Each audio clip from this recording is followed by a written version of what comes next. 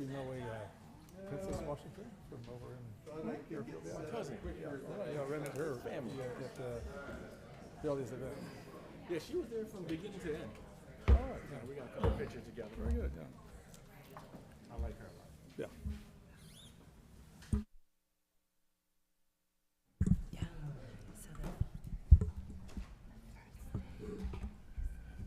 Councilman is ready to proceed?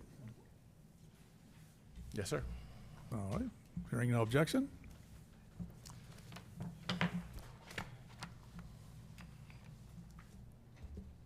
I'll call the meeting to order. Regular City Council meeting, City of American Canyon, for October 17, 2023.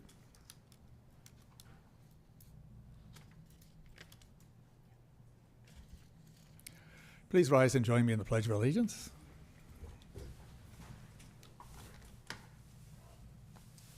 I pledge allegiance to the flag of the United States of America and to the republic for which it stands, one nation, under God, indivisible, with liberty and justice for all. Thank you. Please sit down.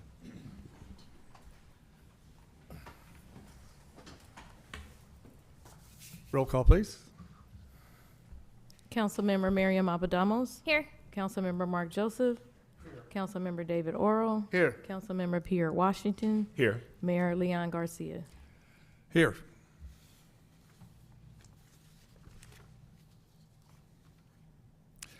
Moving now to report on closed session, confirmation of reportable action. Mr. Ross?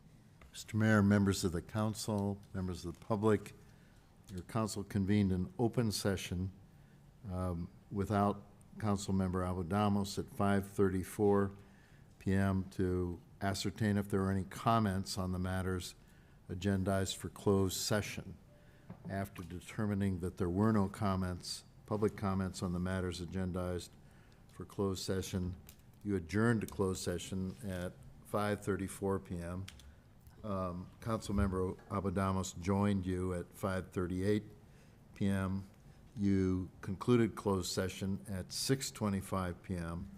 And with respect to each of the matters considered in closed session, I will provide a written report under the provisions of Government Code Section 54957.1b. That would conclude the report upon return from closed session unless there are questions. Any questions from council members? No, sir. Seeing none, hearing none. Thank you, Mr. Ross. We'll proceed with our agenda. On to proclamations and presentations.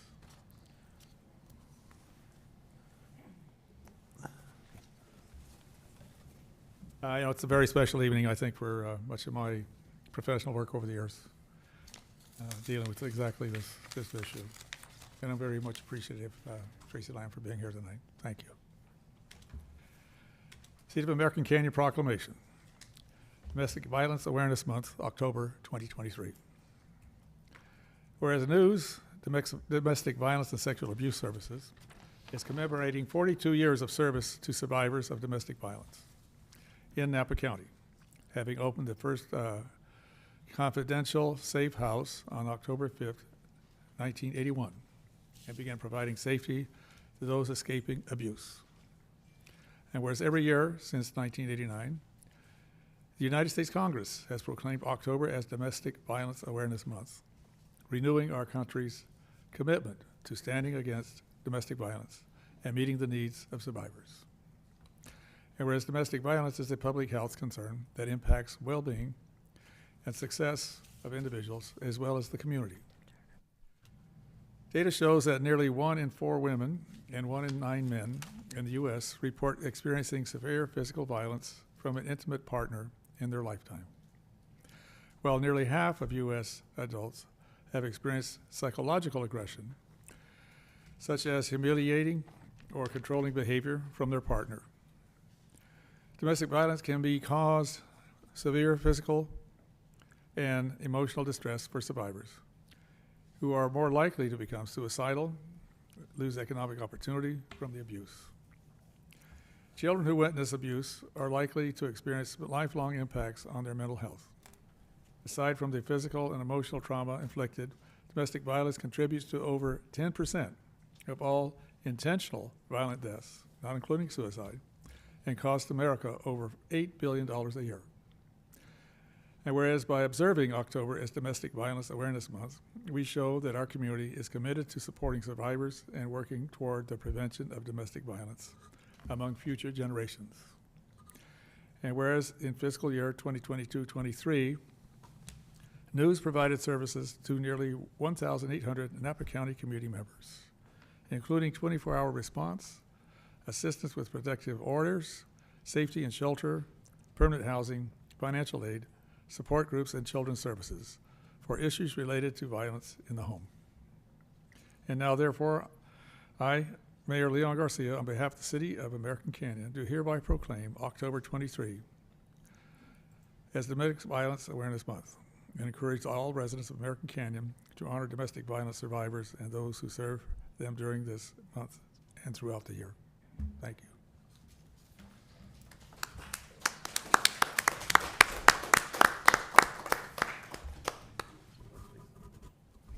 I brought with me some annual reports to share with you all, Oh, so thank you can you. see what we've been up to for the last year. Thanks, Tracy. Thank you, Mayor Garcia, and for all of you for taking the time to read the proclamation. I know you've seen me here before, year after year. Unfortunately, we haven't ended domestic violence yet, but we're definitely working on it. I want to thank Commissioner Vet Mohammed for joining me tonight. She said she came in support of me, and that means a lot to me, so I wanted to say thank you for that. One of the projects that we've been working on at News is getting to know some of the community members, particularly from the API community here in the county and our in American Canyon.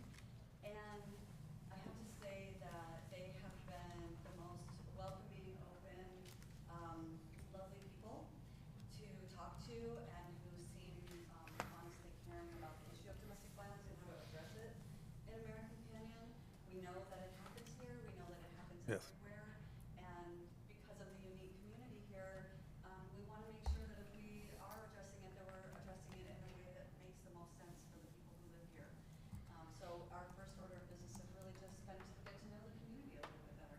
And it's been a wonderful experience, and I just really want to appreciate the people who have met with us, who are taking the time to talk to us so that we can have a better understanding of how to keep people safe, how to prevent domestic violence, how to make sure that families who are experiencing domestic violence know that they have a place to go.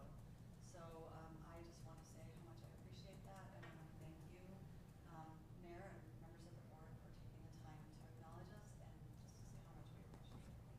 Well, thank you. Thank you. Can you do a picture? Yes, please.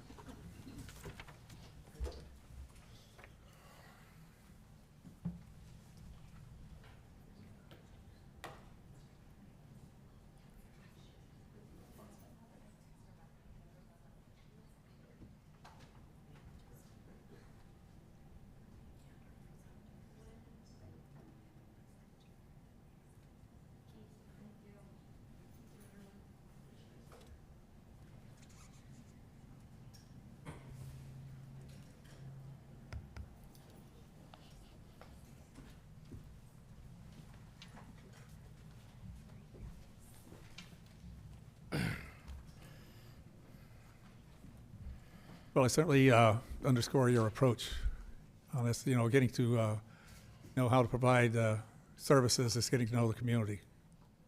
And certainly there's components of this in my professional experience that are culturally related as well. So thank you for coming down and get to know us.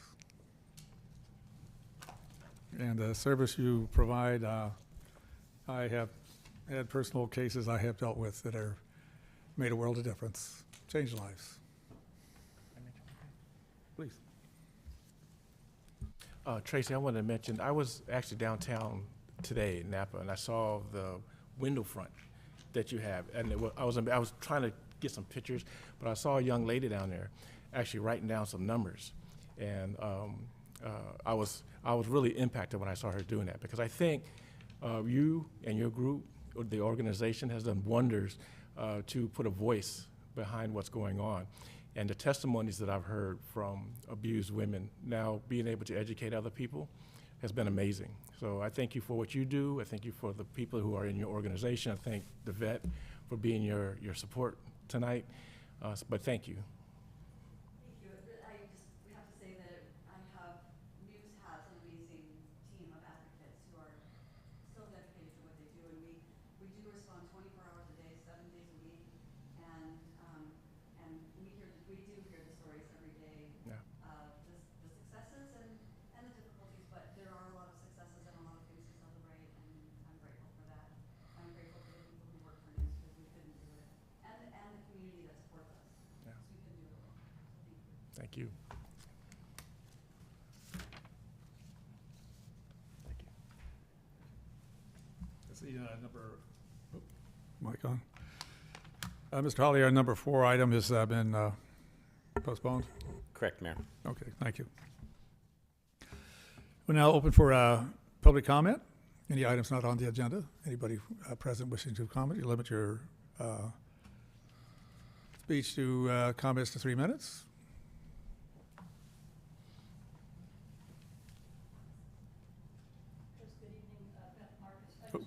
One moment there. Now I've got your Okay. microphone on now. Beth Marcus, I just wanted to say to Tracy, I try not to get emotional over this. Back in 1983, 84, I was in the crisis center. I had a very violent former husband. And I attribute everything that I do today because of news. I was so thankful that I was alive the next day. And I thought to myself, I got to give back to this community because they gave to me so much. They gave me my life. The only thing that was missing is my former husband had my children. The police, for some reason, allowed them to take them. But I was thankful because of what they did for me. And I just thank God for that. And for what I went through, I've been able to help other women who have gone through the same thing because it's very traumatic. And I just want to thank you for all that you've done.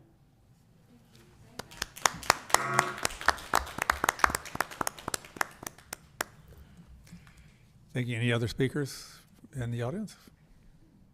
Do we have anyone online? We have Justin Hamilton Ho.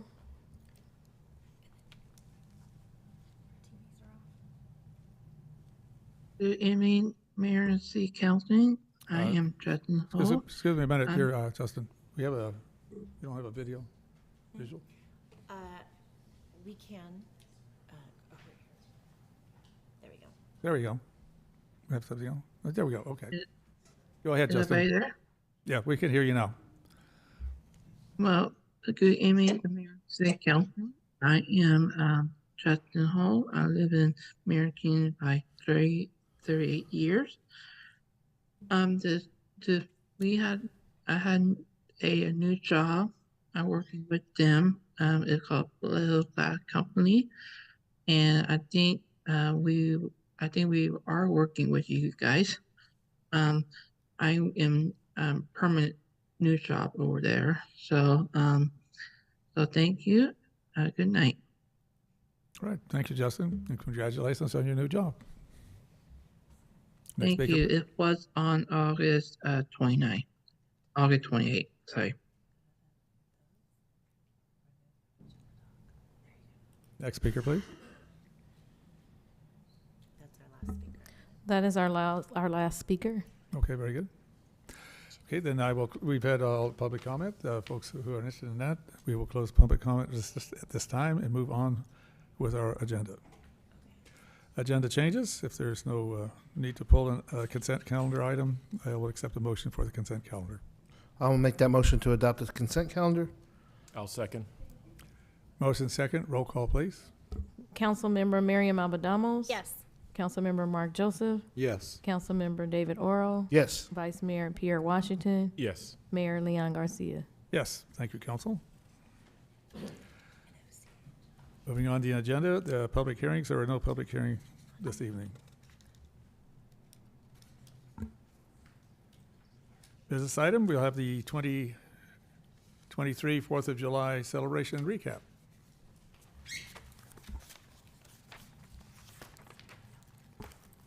Thank you, Mayor. while Ali gets situated and we get the presentation up on the screen.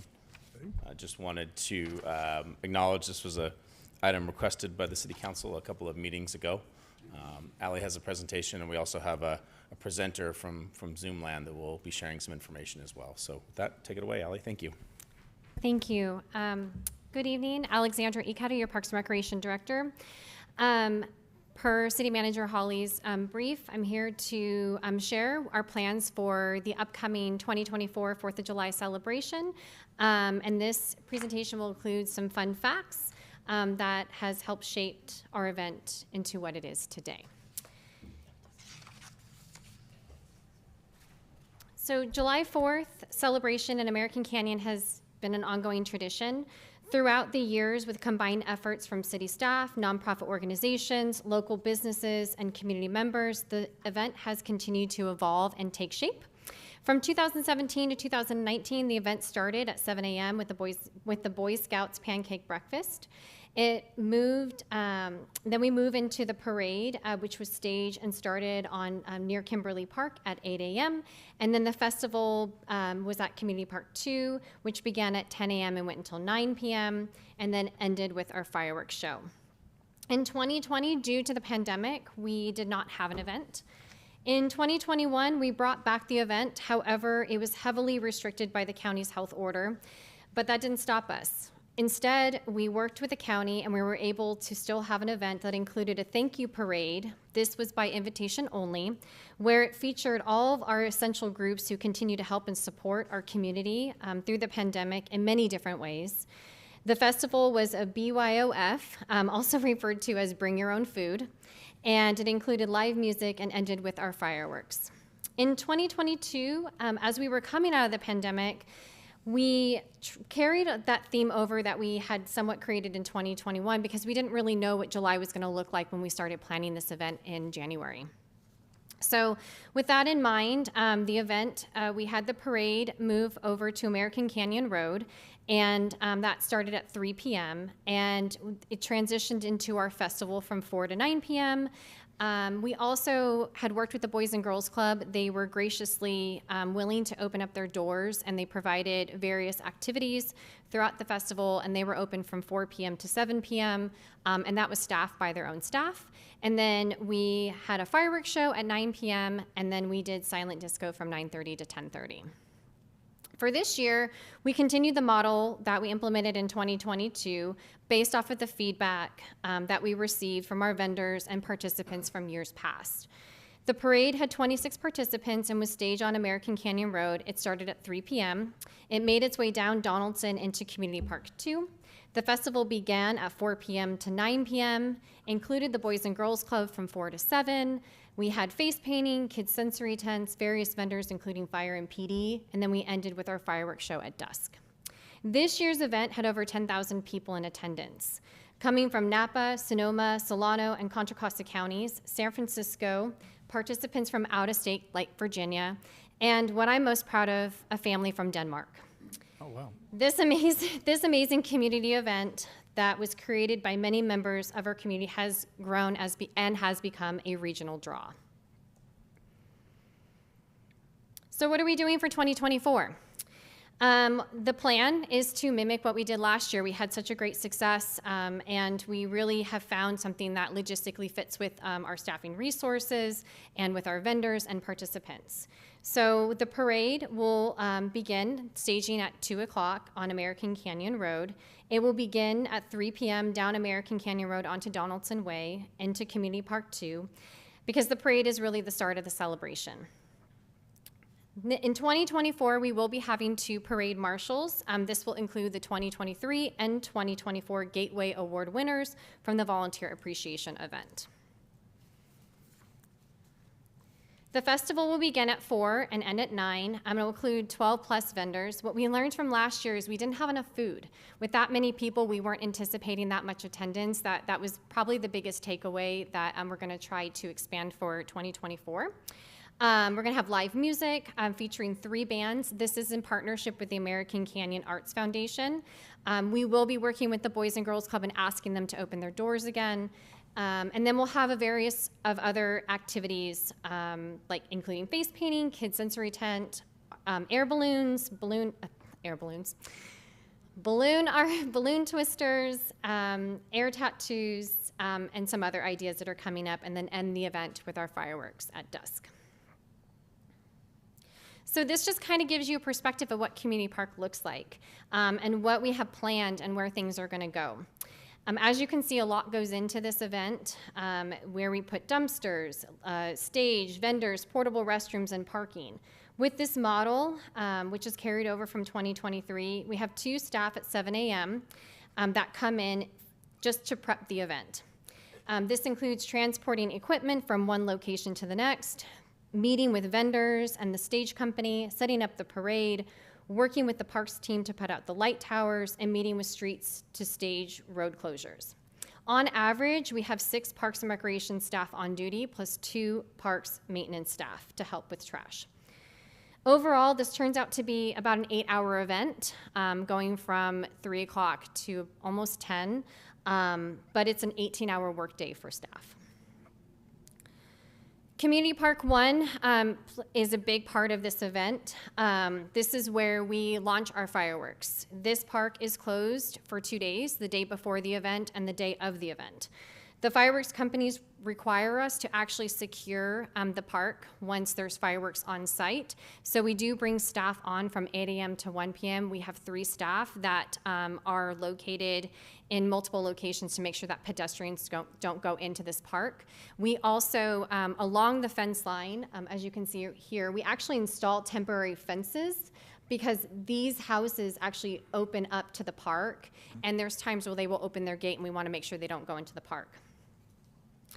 So once security, we bring a security company. They start at 1 o'clock, and then they don't leave until the fireworks are completed and done.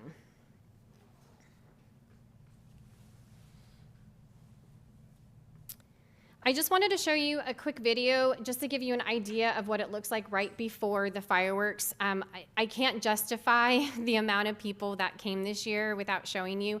I do apologize. This video is a little dark. I tried to brighten it as best as I can, but I just kind of wanted to give you an idea of what Community Park 2 looks like.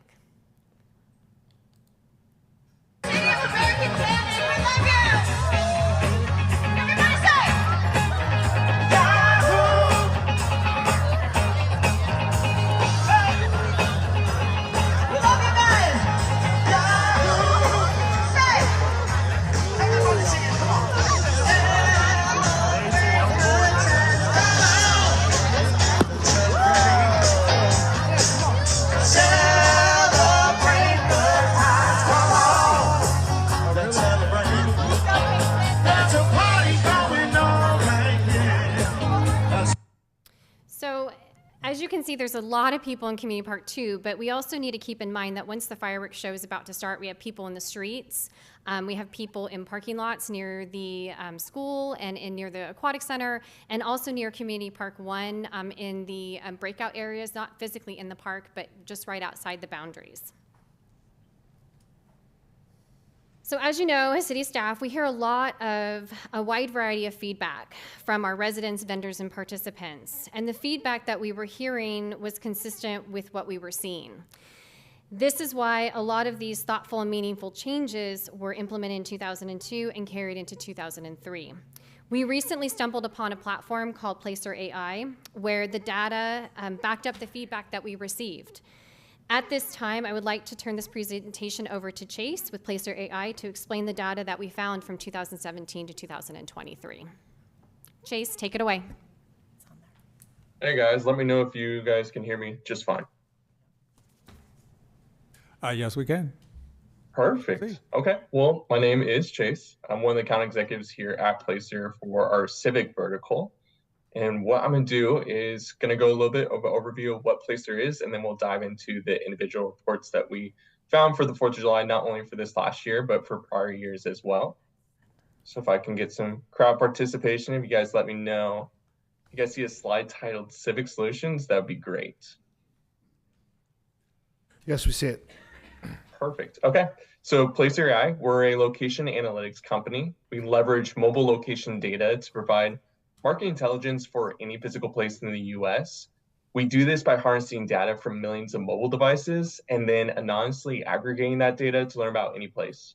So this could be retailers, shopping centers, neighborhoods, parks, roads, streets, highways. Not only can we tell you how many people visit a place, we also can tell you where they live, where they work, where else they like to go. So in just 4 short years, we become leading data provider for over 2,500 customers, working with 30 different industries, and we're adding 25 to 50 customers per week. Our most booming vertical is civic. We're doing so well, we need to update this slide. Working with over 700 civic clients across the country. So that's including cities, counties, districts, EDOs, tourism, DMOs. Working with the city of Seattle, Duluth, Georgia, Geneva, Illinois, Denver, Colorado, Visit California, and a few local customers as well for you guys. Working with the Hayward Area Recreation Parks District, working with the Livermore Area Recreation Parks District, Antioch, California, Pleasant Hill Recreation Park District, the County of Marin, downtown San Francisco. Those are just to name a few. But if I transition over to the reports themselves, what we're going to see is I have this last year of July 4th of 2023, and then I also have it for 22, 2019, 2018, and 2017. So what we're going to be showing you is comparison from, again, this last year versus years before. So we're going to take you first these panel visits. That refers to the mobile devices placed here observed going to the geofence that we drew for these parks during the 4th of July. It's our ground truth data. It's what we know to be true. We take this number out, extrapolate to account for the rest of the US population, and that's where we get visitors. So visitors refers to the number of unique singular people going to this location on 4th of July. And visits refers to how many times they visited. Now since it's only one day, the visit frequency is 1, so that's why these two numbers are matching. If we looked over a broader spectrum of time, we probably see the visit frequency change, and we'll see more visits compared to unique individual visitors. So if we see for 2023, there was 10.6 thousand people. Compared to 22, 6.8. 2019, we saw 9.4 thousand. 7.6 for 2018. And then for 2017, we saw 7.9 thousand. Now we're able to scroll down just a little bit, and I'll show you this true trade area. What this is going to be showing you is a heat map showing you the home locations of the people that visited the park. So this is for the blue ones, that's going to be for 2023. This is going to be showing you where people are coming from. So I can even zoom on out and showing you that there are people coming from Fresno, a little bit south for San Jose. We saw someone from Redding, and even all the way to Oregon.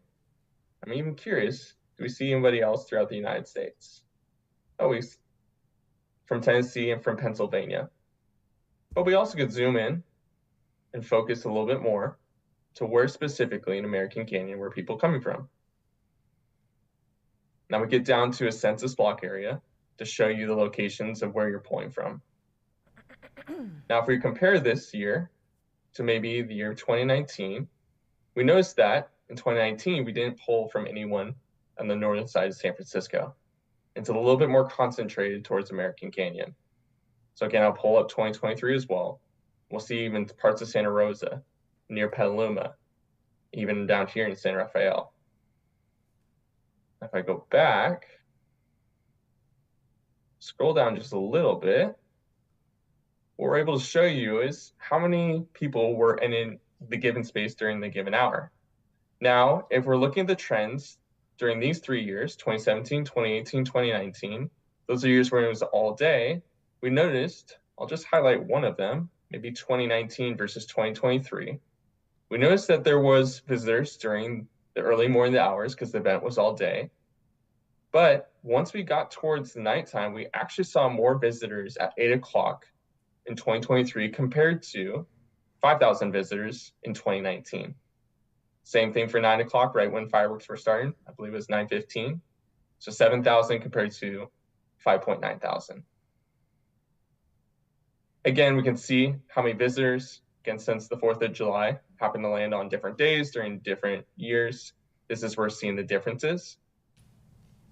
But what also is very telling is that we're seeing that the average stay is typically 2 hours, regardless if it's an all-day event or if it's just an event that lasts from 3 o'clock till 10 o'clock. Now, Ali, want to kick this back over to you, see if there was anything that maybe I did not touch on that you would love me to highlight. But if not, I can kick that back over to you. Thank you, Chase. I'm going to finish up my presentation, then we'll open up for some questions. I'm sure Sounds good. there'll be many questions. Thank you.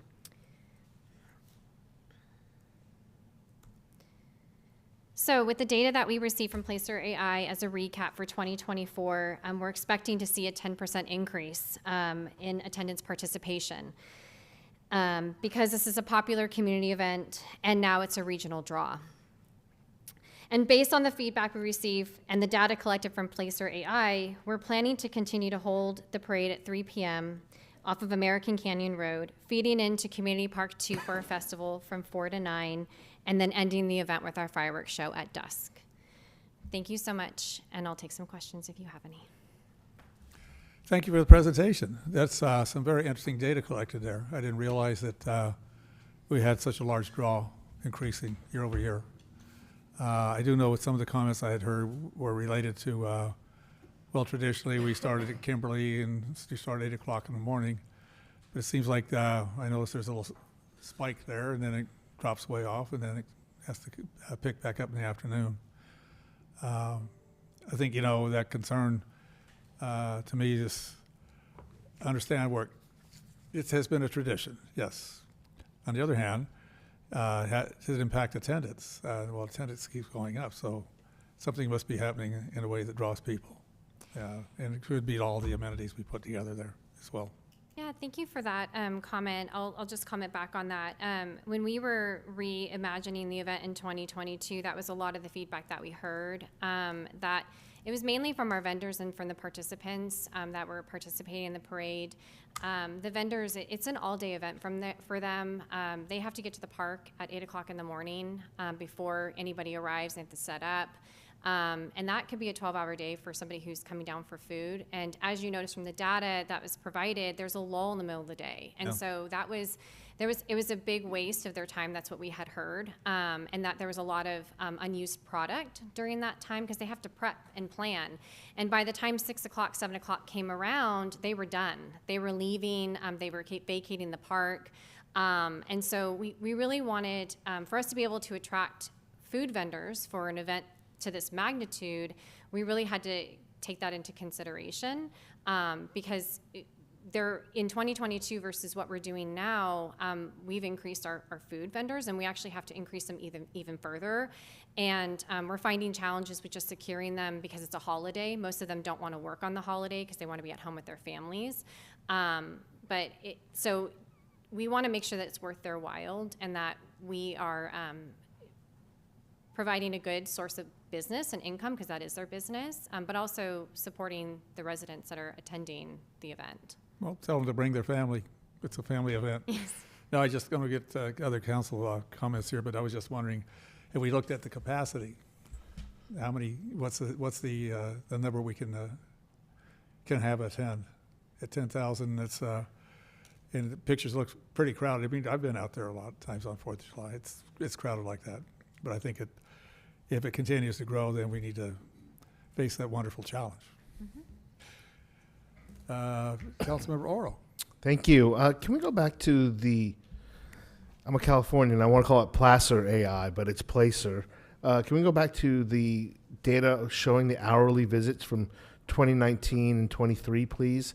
Would love to see that and kind of look at those dips in coverage or attendance. Yeah. And just so I understand, this is cellular phone data that they're tracking, and they've been doing this a while, so they can go back to those days. Yes. There we go. We were able to pull data all the way from 2017 to most recently 2023. And Mr. Webster, a question for you. That data is pulled through how? Cell phone towers, or do you have agreements in place with these? Can you tell us a little bit about the integrity of your data? Absolutely. Yeah, huge question right there. Data privacy and personal privacy is the utmost of what our company is concerned about. So want to mention again, we don't collect any personally identifiable information. We don't know the names, the phone numbers, the email addresses of these devices. We know where they're going geographically. And so we don't know that it's Chase going to this 4th of July parade. We just know that there's a device that happens to rest in a certain location between the hours of 8 p.m. to 8 a.m. And we determine that's their home location. And so we're gathering this data from apps where you need the location running 24/7. So think of weather apps, insurance apps, family observation apps. And because we're not collecting any personal identifiable information, a lot of those apps that provide that information are exclusively giving their data to Placer, again, for ethical reasons. And so it's more through geographical understanding. It doesn't have to do with cell phone coverage. Okay, great. And then so now the hourly visits from like 2019, 2018, can I just see those? Yes. Yeah. So the green is going to be 2019. Do you want to see 2018 Yeah. as well? Yeah. Okay. So 2018 is the one that's in that yellow gold color. Yeah. So we're seeing that dip as well. And the blue is representing 2023. Yeah. All right. Thank you very much. Just kind of leave that up there. And I'll say this. Listen, I like the old way of doing it before the breakfast and then the parade, just to get the parade over with. But I've changed my tune a little bit, and let me tell you why. One, I don't have to get up so early. Two, and the other reason why I didn't like it, by the way, is that when I was done with the parade, I could go home and barbecue a little bit and show up a little bit later. And it messed with my rhythm, and I think what you hear from the community is probably messing with the rhythm of how they approach the 4th of July day. Because you had a bunch of barbecues going on in the middle of the day, and people would show up later at night and then gather.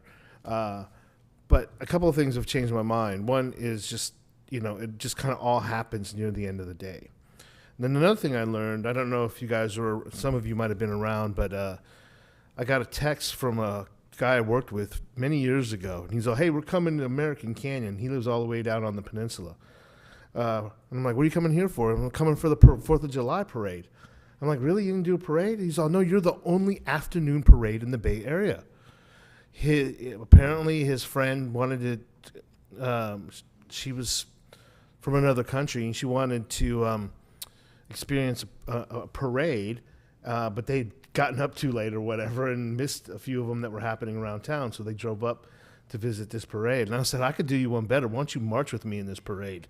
And so we signed the little thing, and she, she's new to this country, and she's running around handing out candy, and he may as well run for mayor now. You better watch out. He met everybody on that train. Meeting her. Yes, exactly. Yes, at the So, and I was like, well, that's really special. And I had never thought about it that way. And the fact that maybe because we are a little bit later, more people are wanting to experience a parade or a small town parade or doing that thing. And then for me personally, too, just sitting there, getting there at 3, parade 4, it's a little bit easier to be there for the rest of the evening. Because you're not there all day. If you're there at 8 in the morning, you have to go get some rest someplace. So, I'm kind of liking this new thing. It's 2 years that we've done it, and before you know it, if you were to change it again, people would probably complain if you went back to the old way. Thank you. Councilmember Albadamos. Thank you, Mr. Mayor, and thank you, Ali, for your presentation, and honestly, all your hard work for especially 4th of July. Councilman, your microphone. I think I need to bring it closer. Is that better? Okay. I just was thanking everybody. I have a couple of questions. One is, we used to start off the day with the Boys and Girl Scouts pancake breakfast, and my understanding was that was a big fundraiser for them. What are they doing to replace that now, and how do they feel about we kind of skip over it? They actually, that was always something that they did. We would, I know at one point it was at the Adult Activity Center. To my understanding, after speaking to staff, once the pandemic hit, they just never brought it back. I think they're now focused on a spaghetti feed or some other fundraiser that has been quite successful. But that's always, yes, it's been part of the day, but the city influence on that has been very minimal. I think it was more of us just promoting it, but that really was their own organizational decision. Okay, I just want to make sure that it didn't disappear because we no longer have the parade walk right past the Adult Activity Center at 9 in the morning or whatever time it was. So thank you for that. My next question is, you mentioned that in 2023 there were 26 participants in the parade. What I keep hearing from the community is that our participants, the number of participants has decreased since we changed the parade time. I agree with Councilmember Oro. It totally messes with the flow of the barbecue, the family barbecue. I think I've said that to Jason. for my family in particular, we just had to have a late barbecue after the parade, but because we planned ahead this time, but last time it was a hot mess. And so if the amount of participants has also decreased because of that, I would like to know. Yeah, I don't think it's decreased because of the change. It's decreased in many different ways. A lot of the groups that participated, so in 2027 we had 35, in 2018 we had 27, 2019 we had 40, in 2020 we had none, 2021 was an invite, 2022 was 28, and then 2023 was 26. The 35 and 40, they are a little bit higher because we had car clubs that participated. We tried to get those car clubs back, but with the insurance requirements that we were requiring for 2023, they weren't able to meet those thresholds. And then there are several groups that have participated in the past that chose not to participate because they were out of town, or that they didn't have anybody to do it. It's a multitude of reasons why, and then even some groups aren't even around anymore. And I actually heard that some of the groups, they were new to the city, and so they were using it as a platform to put their names out there. And now that they're established, they just have decided not to participate anymore. So I think there's just the decision not to participate hasn't been the feedback of the fact that the parade is in the afternoon or that the location has changed. That hasn't been the feedback. It really has come down to the fact that people want to go on vacation, they're out of town, it's a holiday. They no longer are using it for the original purpose, or that they couldn't meet the insurance thresholds with the car group that we required the insurance this year. I've received a lot of feedback that it's because it's in the middle of the day. And also 3 o'clock in the afternoon in July gets really hot. And I feel like that's a little bit of a safety issue there as well. My next question is going to be for Mr. Webster. I love the fact that we have 10,000 attendees. It is crowded. That's like half of the city's population. I'm curious if the heat map data can show us, so it's increased to about 10,000 attendees, but I'm curious if American Canyon residents specifically have decreased, or if they've stayed the same, or what's happened there. So I don't know if the heat map data can show us just the City of American Canyon data for pre-pandemic versus post-pandemic. Great question.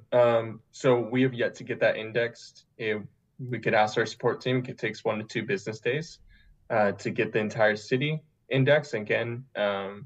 So once that, we could look at the city's population, filter it by residents, and go by 2017, 2018, 2019, all the way up to 2023, and see, has the numbers of residents changed? Could that be part of the reason? But we don't have the city index at the moment, but it only takes, again, 1 to 2 business days for us to do that. I'd be really curious to see that information before deciding on how we move forward, because although 10,000 attendees is amazing, my priority is obviously the City of American Canyon. And if the new system is bringing attendees from San Francisco and Denmark, which is way cool, and other states, that's great, but are we losing our residents who this event is actually made for? And then Mayor Garcia kind of touched on this point. At what point is enough going to be enough? Just because, I've never missed a 4th of July event in American Canyon ever since I was probably in kindergarten. And this last year, it was really hard to find a place to sit and watch the fireworks, and it was just me and my husband and our baby, versus usually it's my whole family and our spouses and 10 of us at least, So at what point are we going to be at capacity, and do we have a plan for that if we continue to grow? That's a great question. We haven't really thought about that in that context, but that would be something I would want to include public safety in that conversation, because this past year we did lean on them quite a lot to help us to have more of a presence, and so I would want to get their perspective and their advice, as well as have a conversation with the city manager, and maybe Jason, if you want to step in and add anything. Yeah, I understand if you don't have an answer right now. It's totally normal. I was just thinking about it as we were talking. Yeah, the thing about an event where there's a continuous flow of inbound and outbound, this isn't like a school starting at 8 and you have a capacity at a certain start time. As people you're going to run into those capacity issues as you get closer to the fireworks. That's when the ramp up happens. And what you find in events like this is people are arriving in a staggered fashion, and as they get closer to the central part of where the fireworks are, if they start to feel either uncomfortable, they can't park, or they can't find parking, or what have you, they will stop where they are and get a vantage point from wherever they are. And they might be a little bummed they didn't get closer to the park, but it's not going to present itself in the kind of safety issues where you've invited everybody to start at 8 and everyone arrives at that exact same time. There's a natural inclination that when people can't get into an area, they either turn around or they will stop where they are, and they're not going to shove themselves into that kind of confined area. But capacity question is a good one. It's sort of a victim of our own success, I suppose. But again, we're not, the start time doesn't have everybody arriving at the exact same time. Understood. Last question, can you talk to us about the new insurance requirements? Yeah, so we recently had a presentation here with council, and we had found out that within the city's polling authority, as well as with our third-party insurance, that they don't insure quite a few things anymore, bounce houses and jumpers. That's why we don't have any of those in our parks. We're trying to connect with vendors that meet those minimum thresholds and have them as complete our contract process, so that way we can just work exclusively with them. That has been a bit of a challenge. We're trying to find some companies. In addition, we can't have carnival rides anymore, or carnival-like equipment. We used to have like the big slide at Magic of the Season, or you'd have like some of the equipment that we've had in the past that you saw at these events. Those are no longer insurable. And then also what we found out is vehicles in parades need to have insurance covering themselves, and the minimum limits for that is auto is $250,000 per person, $500,000 per accident for bodily injury liability, and $100,000 for property damage. And then in addition, everyone who participated in the parade had to sign a liability waiver. That was new this year, and so that was a big undertaking for staff to make sure that all the groups with our nonprofit organizations, they provided their insurance listing the city as additionally insured. They made sure that all their participants signed those waivers, and then anybody who wanted to drive a vehicle in the car, they'd have to provide the insurance. Can you remind me approximately how much that cost individuals? I don't know. I mean, it's per insurance policy. My policy for myself, I pay, because I have a $250,500 limit. I pay on average $260 a month for one car, but it's going to depend on your driving history. It's going to depend on your years of driving. And in each company varies. So it really is individual based. I just don't want that to be an impediment, because when we go down from 35, 40 participants to 26, people notice the parade seems so much shorter, and I've gotten a lot of that feedback.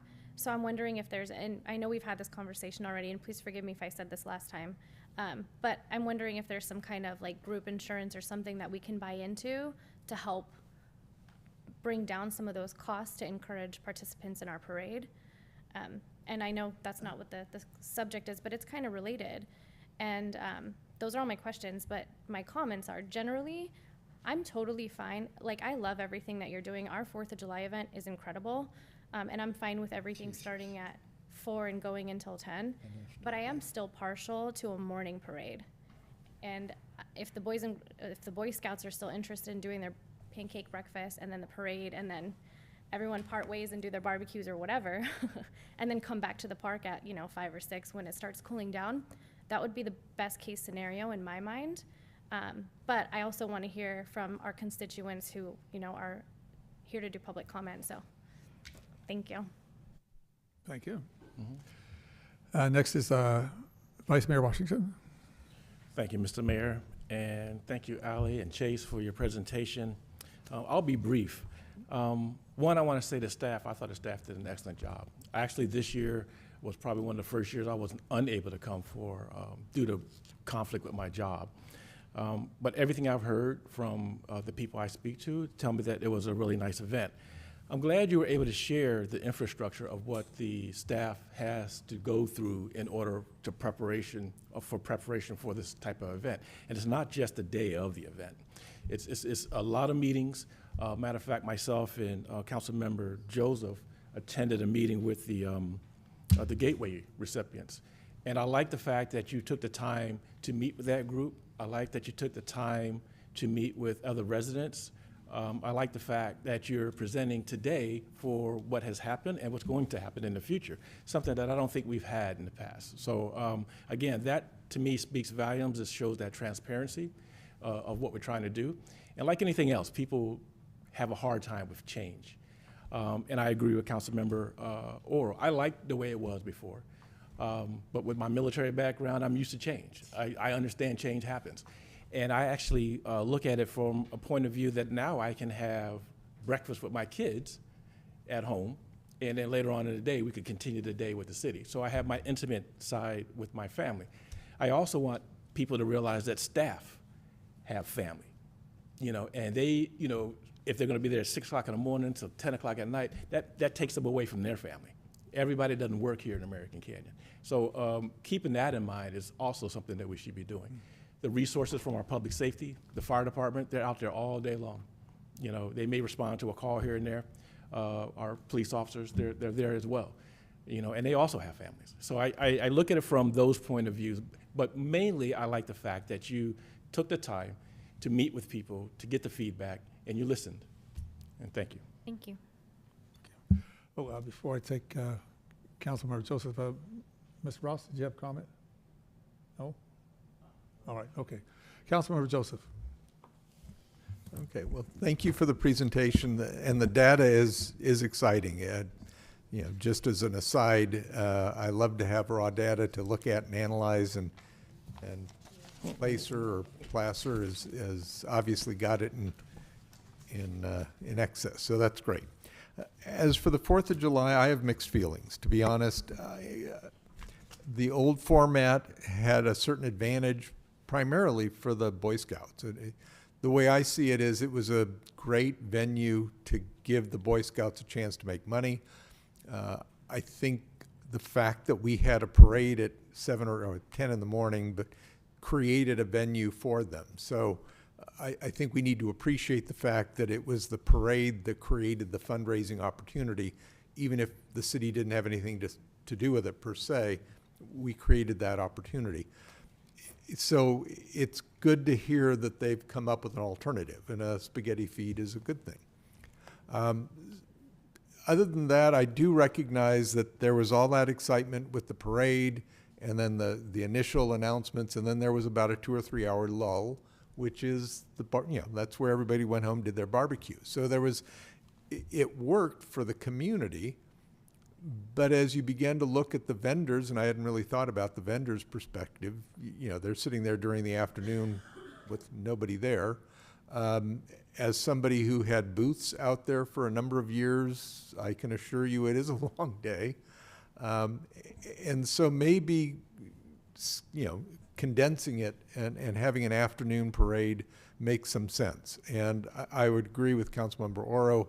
Remember the first year we had it, State Senator Bill Dodd showed up. And historically, we don't get a lot of, we get famous people locally, of course, but we don't get Congressman Thompson or Bill Dodd or other big name players coming into our parade. Sure enough, he showed up because it was 3 o'clock and all the other parades are done. So, like I said, I have mixed feelings. My biggest concern is, as Councilmember Abadamas pointed out, 3 in the afternoon, normally that's when the air conditioner kicks in and life's good. But there are days where 3 o'clock in the afternoon is 80, 90 degrees. So we definitely need to have a hot day plan. Because sooner or later we're going to roll the dice and it's going to be really hot. So we need to have that contingency worked out. And then to the, a creature of our own, a creature of our own success or a victim of our success, we do need to start thinking about what happens if we get another 5,000 or 6,000 people. What can we do? If we don't anticipate and plan for that, and they show up, it'll be nightmarish. And there is a certain market effect in which people will say it was a drag because I couldn't find a place. But we really don't want that to be the message, for people to say, okay, American Canyon has this, out of control event, and I don't want to go back there. So we need to think about success. It's, when we're trying to do things, you don't always think about what happens if we're really successful. But I think we're beginning to become really successful, so we have to think about that. The last thing I would say is I want to beat up on insurance, just like everyone else. I get the sense that we don't have as much control over that as we would like. And maybe just splitting a hair, sometimes there's getting a certificate of insurance versus requiring that we name the city as an additional insured. And in my experience, getting a certificate of insurance is relatively easy. Getting it, naming the city as an additional insured is a pain. So are we requiring the additional insured? Because we may be, I mean, the odds of something going sideways aren't all that high. So we may be able to do some tweaks to make the insurance a little less onerous. Maybe if we could work with our people, our insurance people, to say, look, we can get proof of insurance, but you know, is that sufficient? I mean, at least they will know there's somebody they can go after if something happens. So those are my comments. Mr. Mayor, I would like to comment on that just briefly. Please go ahead.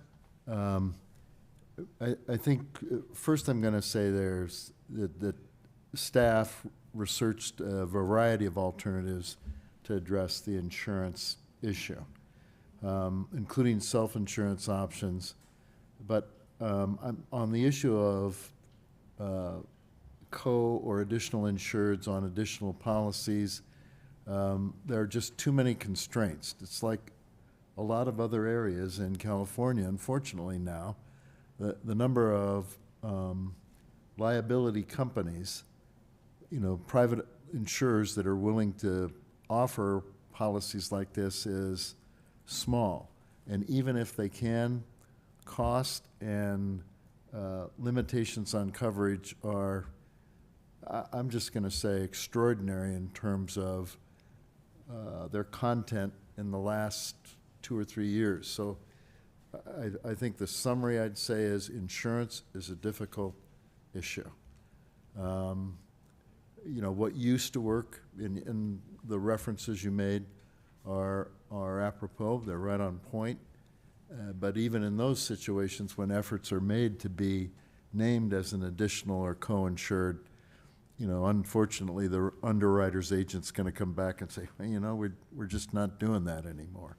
So I think that's a continuing challenge that I think we should all recognize. Thank you, Mr. Rouse. Well, we're on the insurance. I'm sorry, Mr. Mayor, can I just add something? Sure, yeah. So in regards to what we require of our groups, based off of the recommendations that we received, for all of our nonprofit organizations who participate, they already carry insurance, and most of them have insurance already on file with the city, listing the city as additionally insured. That's what we use as a sufficient coverage. In addition, we'll have them sign the liability waiver. For the vehicle insurance, they just have to provide their own individual policy, which insures their vehicle at those thresholds, just to clarify. Thank you. Vice Mayor Washington.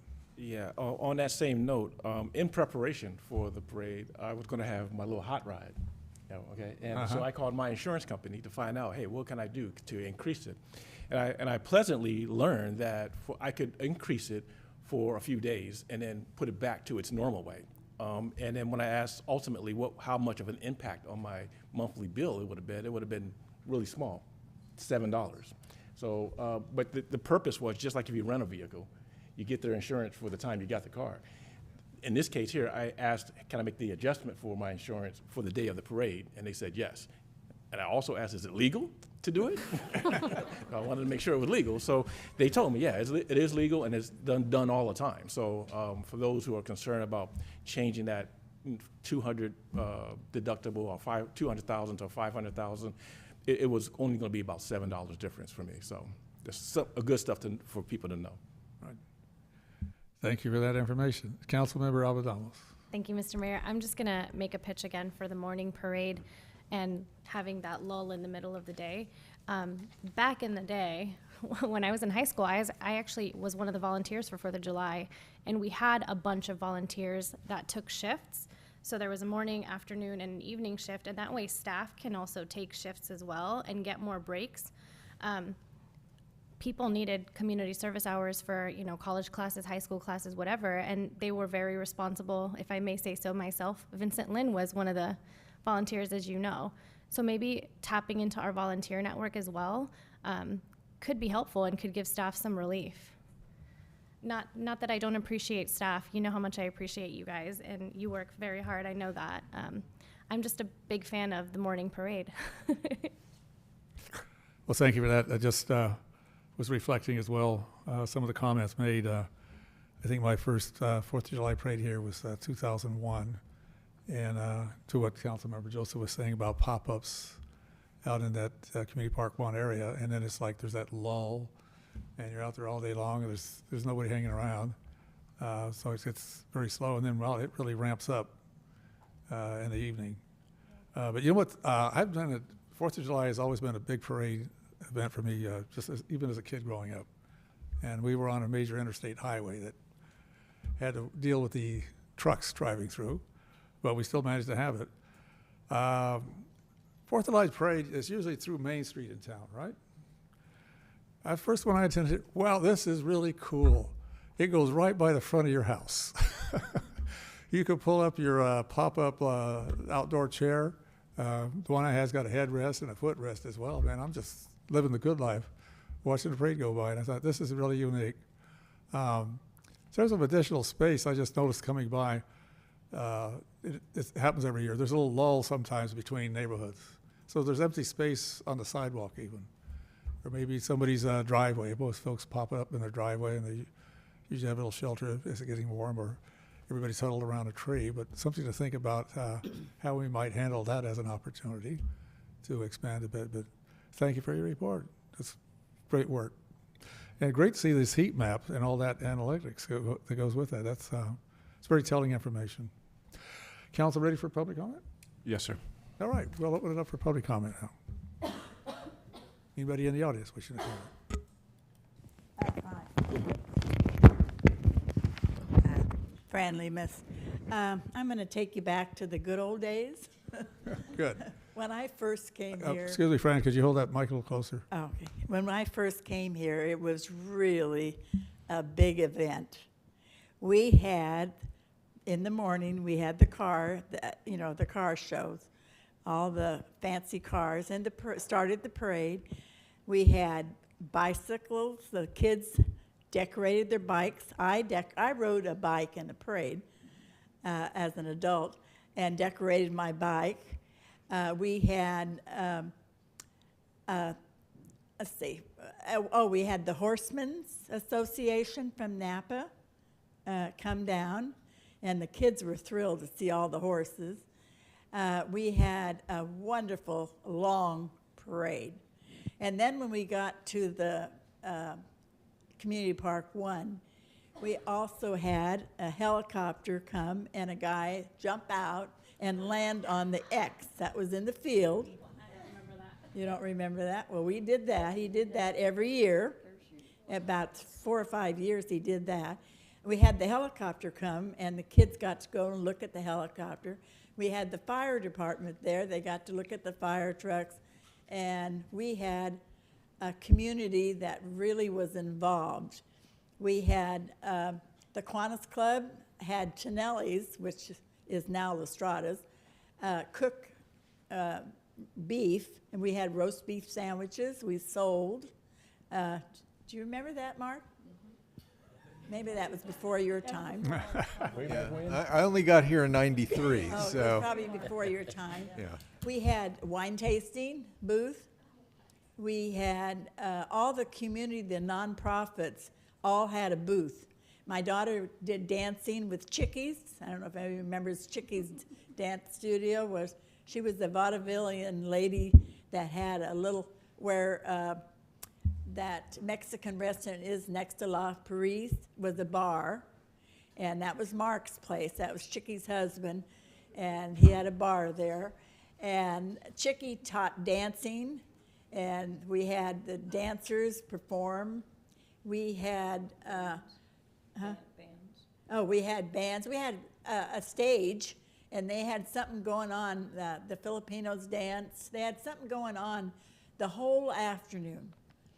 And everybody bought a blanket and laid on the grass, and then later on, Father Pat is his house, then the church used to sit out in front of his place and watch the fireworks go off. We have people driving up on Oat Hill to watch the fire decoration. You can see Napa's, you can see World Marines, and you can see ours, all the fireworks. So we had a great, great 4th of July. And actually, the last two I haven't gone to because of the parking, and I'm too old. I think, well, you know, I don't go and sit. I can't sit on the lawn and all those kind of things. So I haven't gone to the last two that we had. And it's sad that we don't have all those good things again, but life changes, and it is what it is. But anyway, those were good old days. So thank you. Well, thank you for that comment. You paint a beautiful picture. Wow. Yeah.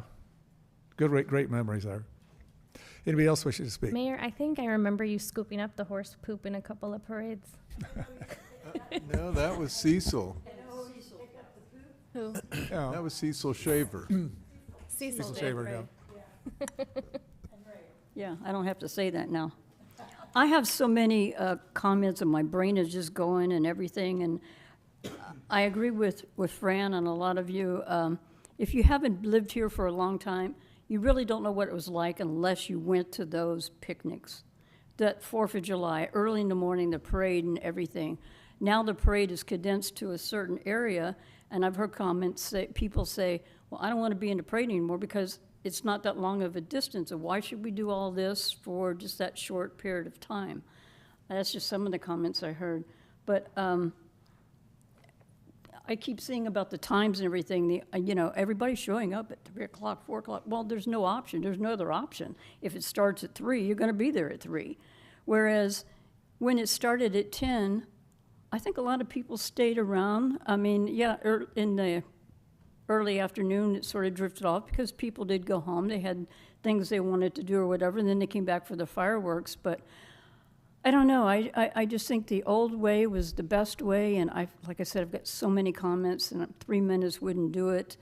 And I don't want to say that what you're doing is wrong. I'm just saying that maybe, I don't know if an opinion or a survey has gone out to ask people which do they prefer. I know it has a lot to do with cost with the city and the staff and things, but like Fran said and somebody else said, way back in the day, a lot of us nonprofits did it. I mean, we all got together. I remember, I can't think of his name from the Lions Club. They had the video store. Yeah, he went around and got money. I mean, collected money from all of us, and they all started it. I mean, it was just such a big family thing, and it could be that way now. And you're talking about the parade route, how crowded it is. It's because the parade route is smaller. When it's bigger, you got more places for people to sit. Pardon me? To spread out, yes. I mean, I personally, I just like the way that it was. But that's just my opinion. I think maybe a survey should go out and ask people, do you prefer it starting at 10 in the morning or 3 in the afternoon? If you have no option, you're gonna be whatever the option is. But by doing it at 10 o'clock in the morning, that gives you more of an option to plan out your day or whatever. Thank you. Thank you. Any other speakers? Anybody online? Yes, we have one hand raised, Justin Hamilton Ho. And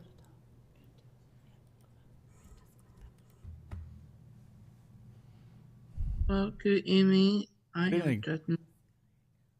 Oh, I have to repeat it. I like this draft because it's healthy. It helped for parking lot. I talked about how many people was in Fourth of July parade. Go to see the Fourth of July parade. I live here many times. I go down there and just check it out and see what's going on down there. So I think that this is very nice. I hope we can just post that online on CD website. It's very perfect. So I hope I can just use the tool. That'd be nice tool.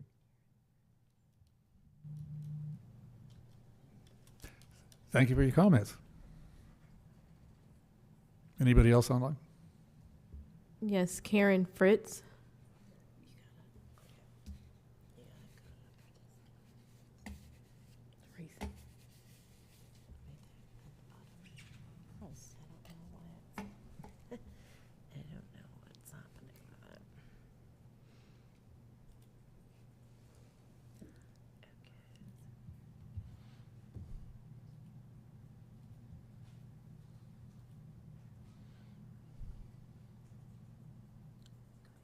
Go ahead, Karen.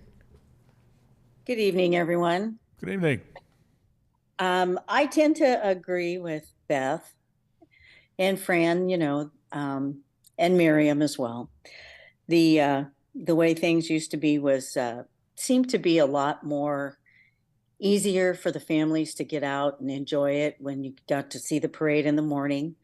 And Fran was referring to, I believe, Jack and Emma at the video store, who used to kind of put things together as well. And my husband used to be in the band that started playing for free way back then and played for many, many years during the 4th of July ceremonies, just before the fireworks went off. It was great fun. And I do miss the pancake breakfast as well. So I guess that's pretty much it. I'm just on the morning's boat for the parade. Thank you. Thank you. Anybody else online? There are no more public hands raised. Sorry. All right. Well, thank you very much. Well, then we'll close public comment at this time, and thank you for the presentation. Did you, we're looking for some direction from council, or just something to think about? Great, thank you. I would also like to thank Chase with Placer AI for joining us. He is on Florida time, so it's fairly late where he's at, but thanks, Chase, for joining us this evening. Thank you, sir. Good to have you with us. Appreciate the Glad data. to be of use. Good day, guys. So, point of clarification, are we providing direction or just giving input? Because I don't think we've resolved the parade issue. I think we all agree with the vendors not needing to come in early and all of that starting late, but I don't think we've given a unified voice regarding the parade issue. Yeah, just to further clarify, the item tonight was just receiving a presentation on what we did 2023 and what our plans are for 2024. That's So what are you the item saying is. that there's no option to do the parade in the morning in 2024? At the moment, our plan for 2024 is to keep basically the same model that we did last year. Well, I think that's where input from the council might be relevant, though. And I do like the idea of at least considering a survey to see what the rest of the community thinks. And like I said, I had mixed feelings, but there could be a method.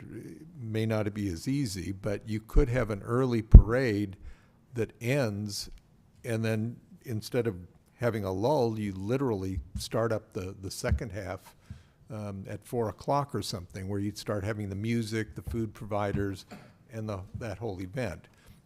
It's a little awkward because you have basically two things: a parade in the morning, and then a music festival, parades or fireworks in the evening. But at least those are two separate strategies, because I think starting it at 10 in the morning and going on is too long. So to me, the only viable alternative to what we're doing now would be to have a parade in the morning that ends, and then, everybody goes home and then starts back up at 4 with the music. I don't know if that's the most practical solution, but I think those are two viable options that we ought to solicit some input from the community before we just decide what we're going to do. So that would be something I would like to suggest. I think the data that's presented today shows that what the response is for what we have, as we have it now. But no, we can certainly look for more input from folks. Vice Mayor Washington. Yeah, thank you, Mr. Mayor. I actually think that by doing so, we're opening up a can of worms again. I think that, like I mentioned earlier, I thought that you did the due diligence. I think you reached out to the community. I think you've had adequate amount of meetings with the community, and that tonight was just more of an informal what you're doing, what you have done. I don't think that the council should sit there and make a different change on what we should do. I think the changes have been made because you've done your due diligence in meeting with the residents. There were invitations for people to go and attend meetings. There was the Gateway Award winners that met with you as well. I was present for that. I just think that, again, people have a difficult time with change. And if we're going to open it up, I think there's a different type of protocol. But if we're dealing with processes, and this is one of them, and I think you've done everything in the process, and now we're trying to say that the process is not working by revisiting it. So that's just my opinion on that. I don't think that there's a need for us to vote on whether we have it at breakfast or whether we have it in the afternoon. So I think we're just, again, spinning our wheels. Can I add just some points? Because to Vice Mayor Washington's point, we hear a lot of feedback. It's very diverse from the participants, the community, our vendors that are actually participating out there. When a lot of these changes were very thoughtful. We wanted, again, there's a lot of approaches that went into this. We looked into the resources with city staff. Even having a parade in the morning at 10 o'clock, staff would have to show up at 4 a.m. And they're still working the full day. Because having the parade in the morning versus in the afternoon, they're still going to be there. And we won't need as many people, but we still are going to have staff, in essence, on duty from 4 a.m. in the morning till 12 a.m. the next day, because we have to prep and plan for the parade. We have to prep and plan for the fireworks that show up at 8 a.m. We have to prep and plan for the stage that shows up at 10. So there's a lot of things that go into the festival itself at the park, including the vendors. We also received feedback from the residents along Kimberly that were significantly impacted. Their street is closed from 5 a.m. until 10 a.m. when the parade starts. That was really difficult and challenging, not only because of the noise of what time people were showing up for staging and what time we were setting up for the parade, but also they weren't able to exit or enter their homes. And then it was a big lift on PD. We were shutting down 5 streets, including hard closures on Kimberly. And that was a big lift on PD. And so we actually received feedback from them asking us to look into it too because of the amount of resources that were being used for an all-day event. Thank you for the additional information. Appreciate it. Councilmember Oro. Yeah, there's sentiment and tradition and feelings that go into the 4th of July parade, and we kind of heard that tonight. But then there's also data, and if you look at data, it looks like people are there for the majority of the time from like 4 to 9 p.m. Now listen, I think what got lost in this discussion was that I liked the morning parade. I said that. Everybody just say that. I like the morning parade. It took me a little bit of time to change that, but I'm going to side with Councilmember Washington here. I think we've been discussing this for a while, and this is the first forum and report that we wanted to have it in. I'm changing my ways to adjust to a new 4th of July in American Canyon. I can get up later. I can have breakfast with the family. I can even do an earlier barbecue and then make my way out and just kind of hang out in the park all day, which is still a grand old time. If anything, I'd like to see this to happen again one more year. And if people are still complaining, maybe then we can do a survey or something like that. But I'm going to be honest with this whole room and everybody that's listening to me. The only time I've heard a complaint about taking away the morning parade was in this room from the same people. Nobody's really come, they've questioned it, but they haven't complained about it. Oh, what happened this? And why are we doing it this way? And I don't think there were too many complaints, at least that's what I've heard from the constituents that I talk to and work with. Thank you, Councilman. Mayor, if I may, Mr. Hawley. Yeah, I just wanted to kind of elaborate a little bit. Councilman Robin Ellis right after him. what I said earlier was this is what the plan is for 2024, but not forever. We continue to evolve and evaluate, and it's part of what we love about this this new software platform. And we are thankful to Placer AI and Chase, who are working pro bono tonight. We're not actually customers of theirs yet, which is why they didn't have all the data that we might have wanted, because we're not even customers yet. But we plan to be. You can see, I think, from their data sets, you can see how powerful some of their tools can be. So we do plan on signing up for their service, but it will allow us to do some of that continuous improvement, to that evaluation. We can look and say, what are some of the trends, right? We're not saying this is going to be that way forever, but what are some of the trends? If 2024 goes according to our current plan, how does it compare to 23 and 22? How does it compare to before? It allows us, we didn't have access to this data before until we become a customer. So we didn't have, all we had was our intuition and what we observed from participation levels and feedback from the variety of sources and such. So I guess what I'm trying to say is we're not talking about a forever decision. We're talking about something, here's the plan that we're planning for 2024. We can evaluate that again and see how it goes, see what the data shows us. And we always, I think, have to be flexible and responsive. So just wanted to make sure I understood that. Yes. Councilmember Abadamos. Thank you, Mr. Mayor. I think the difference between the feedback that we're getting may be that I might be part of the old school because I've lived here since 1988 and I grew up on the west side of town, and Vice Mayor Washington and Councilmember Oro are part of the new school. So I actually do get feedback to the contrary after every parade that we've done ever since we've changed the parade, and it's more along the lines of what we've heard in public comment tonight.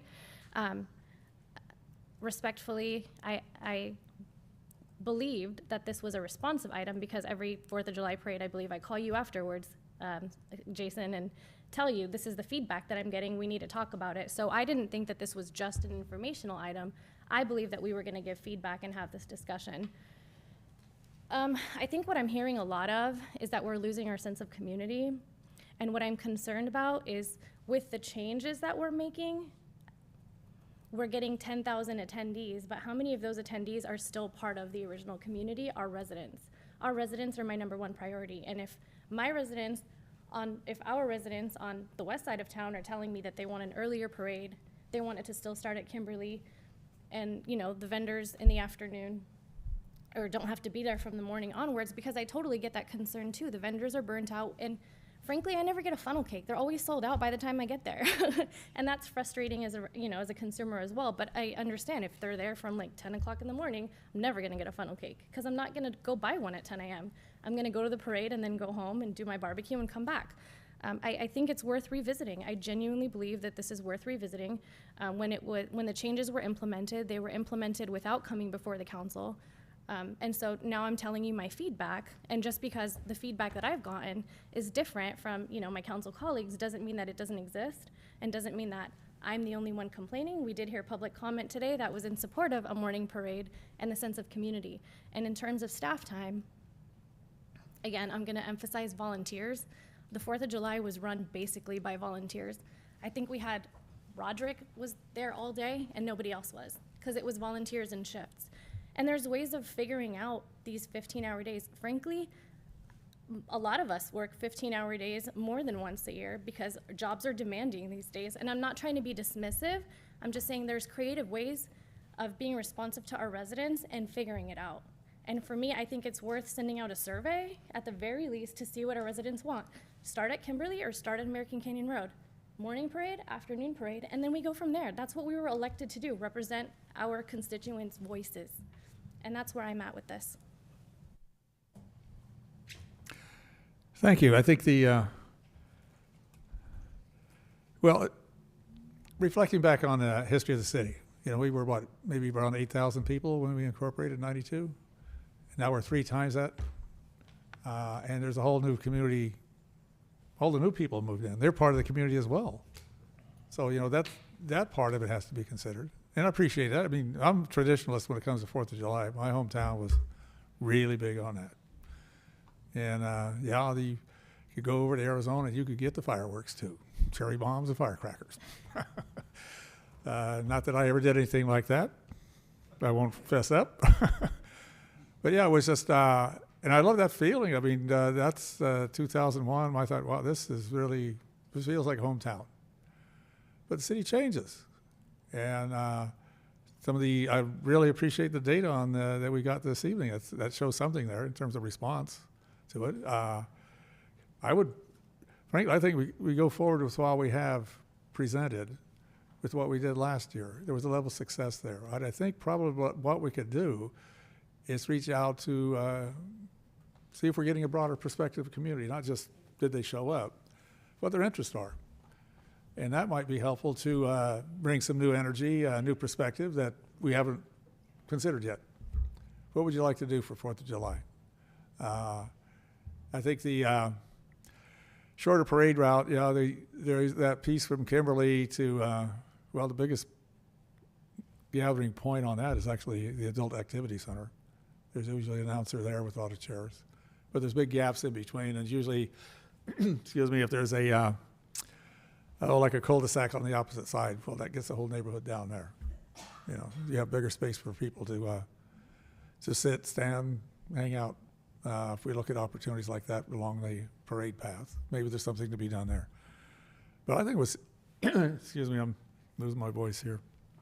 I thought it was a very big success, even though it was different. I'm sorry that we can't have Where's My Horse and Carriage that I've had for years. I got to tell you, that thing, when that horse starts, it's whiplash. It doesn't ease going forward. But it's a fun ride, and I always appreciate that couple who brought that down every year. Sir, you got a horse. Fran got a helicopter. Yeah. That's right.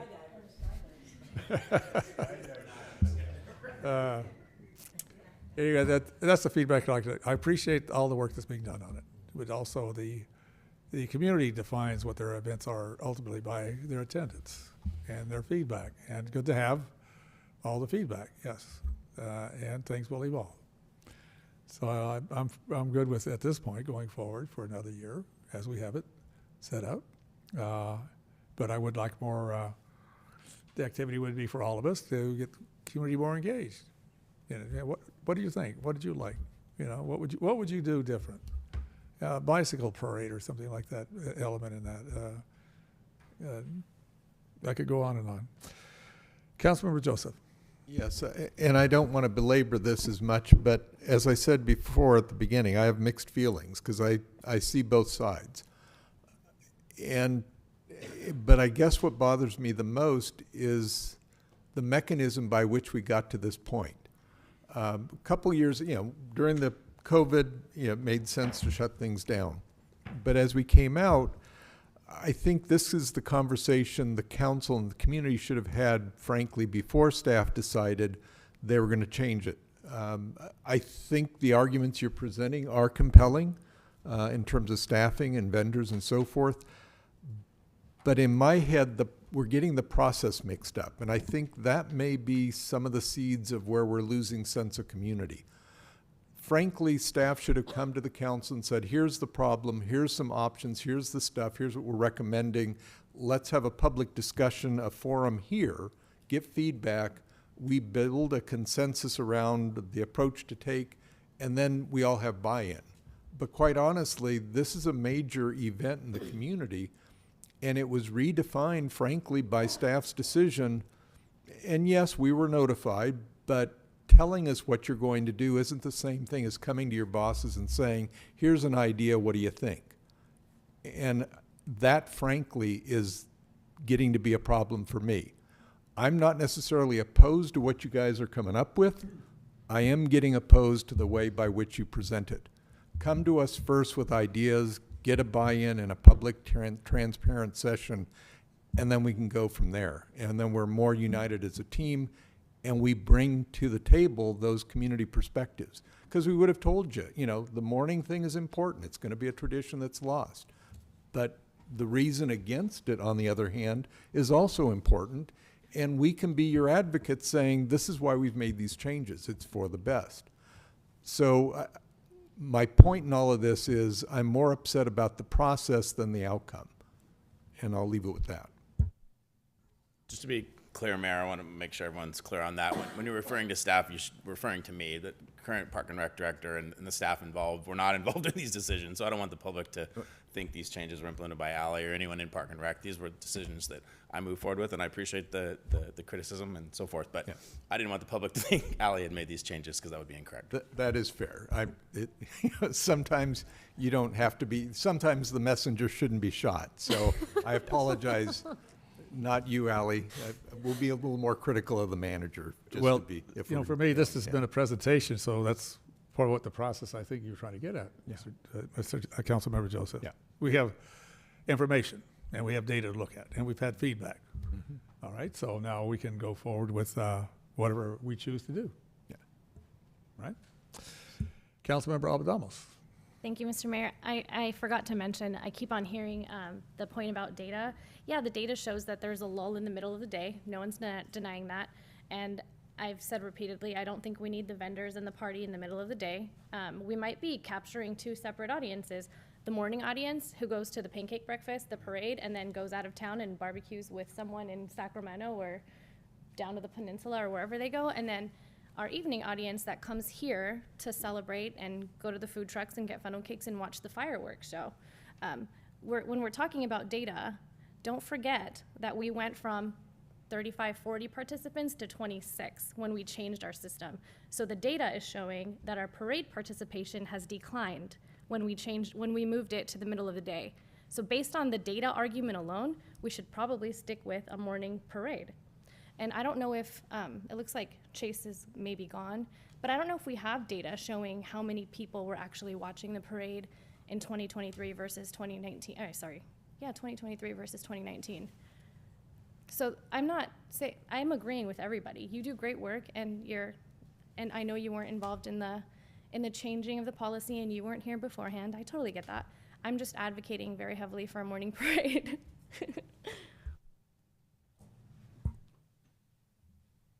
Well, council, we've had our public comment side of it. We've had our discussion. We got data and thoughts. What's council's, how would you like to handle this, council? I need everybody to weigh in, please. Yeah, if you look, I don't think there's any action on this. I think this is informational. No. I think Jason heard our feedback. Are you looking for some sort of action or consensus of some sort? Looking at consensus, I think would work, yeah? Yeah, I don't think you're going to get a full consensus. I'm fine with continuing as presented with the 24 event. I told you I missed the other one. Councilmember Abadanos brought up the data of the participants in the parade, but we discussed here too that auto insurance requirements were a big part of that. So there's many ways to look at this, and it's a long discussion, and we can probably fine tune it to go down a rabbit hole on this. And, we don't want to do, but I'm fine with moving forward. And I think I heard Councilmember Washington going with this parade, and revisit it next year when we come back to it. Yeah, I agree. I think that we have a plan. We should move forward with it. We did a process, and I think it was a good process. Yeah. And as the city manager said, after 2024, we reevaluate. I would agree with that. I think there's something that it's always been more of a watch phrase for me. It's the culture I grew up in. It says you can taste the broth until you have no soup.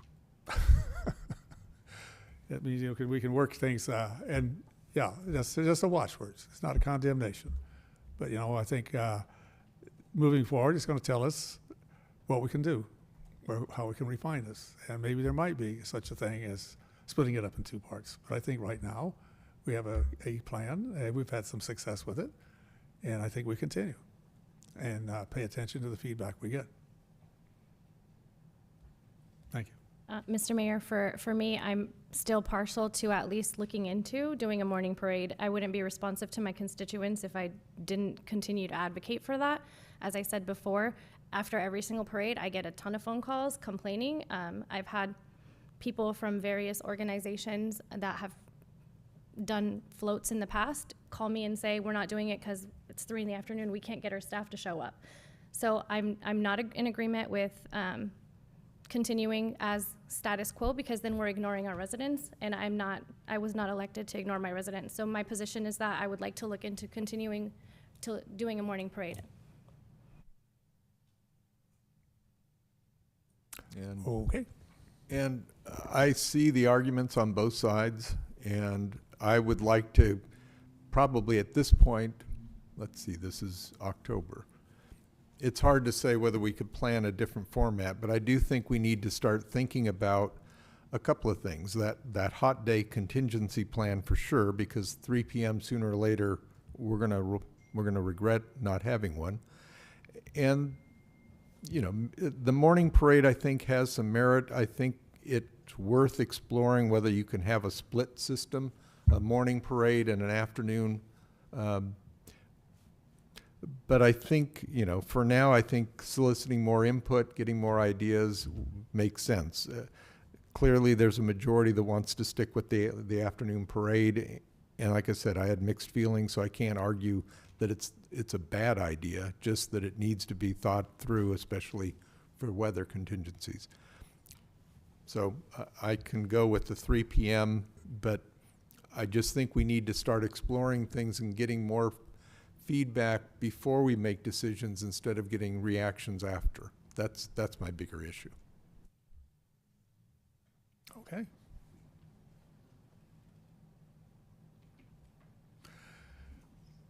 Did you get the, some useful feedback?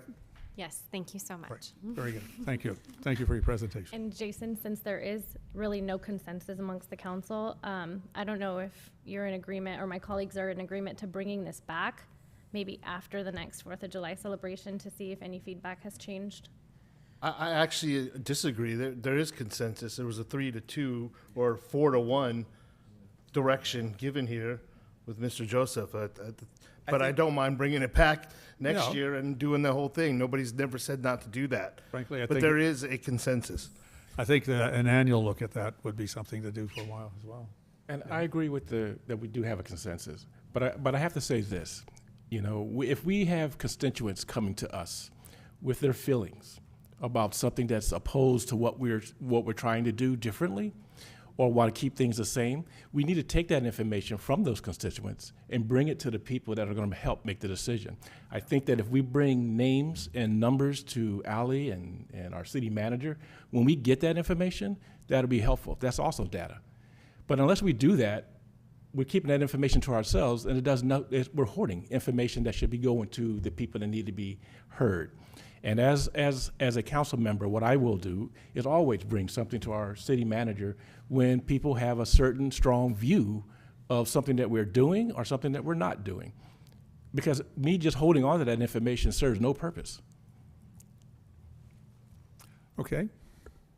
Council ready to move on? Yes, sir. Very good. All right. Moving on to management staff oral reports. Item 9, Maintenance and Utilities Department, Environmental Services Quarterly Update. Thank you, Mayor and Council. Pam Phillips, our Environmental Services Manager, is making her way up, and I imagine she probably has a presentation as well, or no? It'll take her a few moments to get that loaded. We do have a couple of new staff here in the audience, and it's part of our routinely updates that we provide to the council on all aspects of the organization. Take it away, Pam. Thank you. I had an opportunity to look at this before we got to the council meeting tonight, so thank you for putting this together. Oh, my pleasure. Good evening, Mayor and council members. So, as Jason said, my name is Pam Phillips. I'm the Environmental Services Manager, and I'm here to give you our quarterly update. So basically, just from the last time forward is what I'll update you on. So we hired 2 new environmental specialists. They're in the audience. They're Melissa Gillian and Mike Welcome. Lombard. Good to have you on board. They come from a private industry, and so they've been, they've already kind of hit the road running with us because we have a lot of work to do in our division. So I've been able to give them a lot of work that I'd otherwise be doing myself. So they're a great asset to the city. So I've enjoyed working with them thus far. So just a recap of all of the programs that our division does do. Last time I presented that we are doing the COVID sampling with the wastewater, at the wastewater plant. So I just wanted to give you, again, this is the website that you can actually go to and look at our data. You can also put in, you can also go take a look at anybody else's data that's participating in the study. And you can zoom in on their location. This graph, you can put in any dates that you'd like. If you just wanted to do 2 weeks ago, you can put in that data and it'll show you. This is just up until the point that the presentation was due, so. Could you help interpret the graph a little bit? You got some This one? blue dots that are floating out, not connected to anything. Yeah, those are probably just some outliers. Yeah, sometimes with our data, either sometimes it wouldn't get processed, or it wouldn't. Two samples would get processed at the same time. But I'm pretty sure those are probably just outliers. They're still, they're always perfecting this sort of analyzing of the samples. I understand. Yeah. Okay. That makes sense. Okay. So we still got a little spike in September then, huh? Yeah, it's quite interesting because I get a weekly update, so you can zoom on and kind of see where the spikes are coming. And yes, we did have one earlier. Yeah, I know about 5 people have tested positive. Yeah. So yeah, you can go on probably. Then they update it weekly, so they'll probably have an update on Monday, and it probably won't be from this week, but they're probably always a week behind as far as getting the data out, because it takes obviously a little bit to process these samples and to QC all the data that does come out of them. The outreach that we did this summer, we did all 3 Meet Me in the Streets. My staff does a great job in going out. We also had one of the operators go out with us. Our operations manager was out one evening with us. We try and give staff these opportunities to go out and meet the public. And they do enjoy doing that. We also had the health department come. They asked for a tour of the wastewater plant. Since they are doing the COVID sampling, they're getting a lot of questions about it, so they figured that they needed to come and figure out and look at how the plant is ran. They had great questions. They had never seen really how the wastewater was treated, so it was fun to tour them around. We also had a tire amnesty paper shredding event. So we collected 4,000 to 5,000 pounds of paper. About 198 tires were collected as well. So recycled water. At the time of this report, there was 5 reportable recycled spills. We had a few other spills to date. So the state still feels that recycled water is wastewater. So when we actually have spills, whether it's landscaping, pipes that break, anything that goes into the gutter, we have to report to the state. So it's just going out, investigating exactly what happened, and reporting that information back to the state. Is that for any spillage or? Anything over 1,000 gallons. So when things are spilling, I get a call for it's mostly the maintenance workers obviously responding. So I basically just contact the state immediately, just because we don't have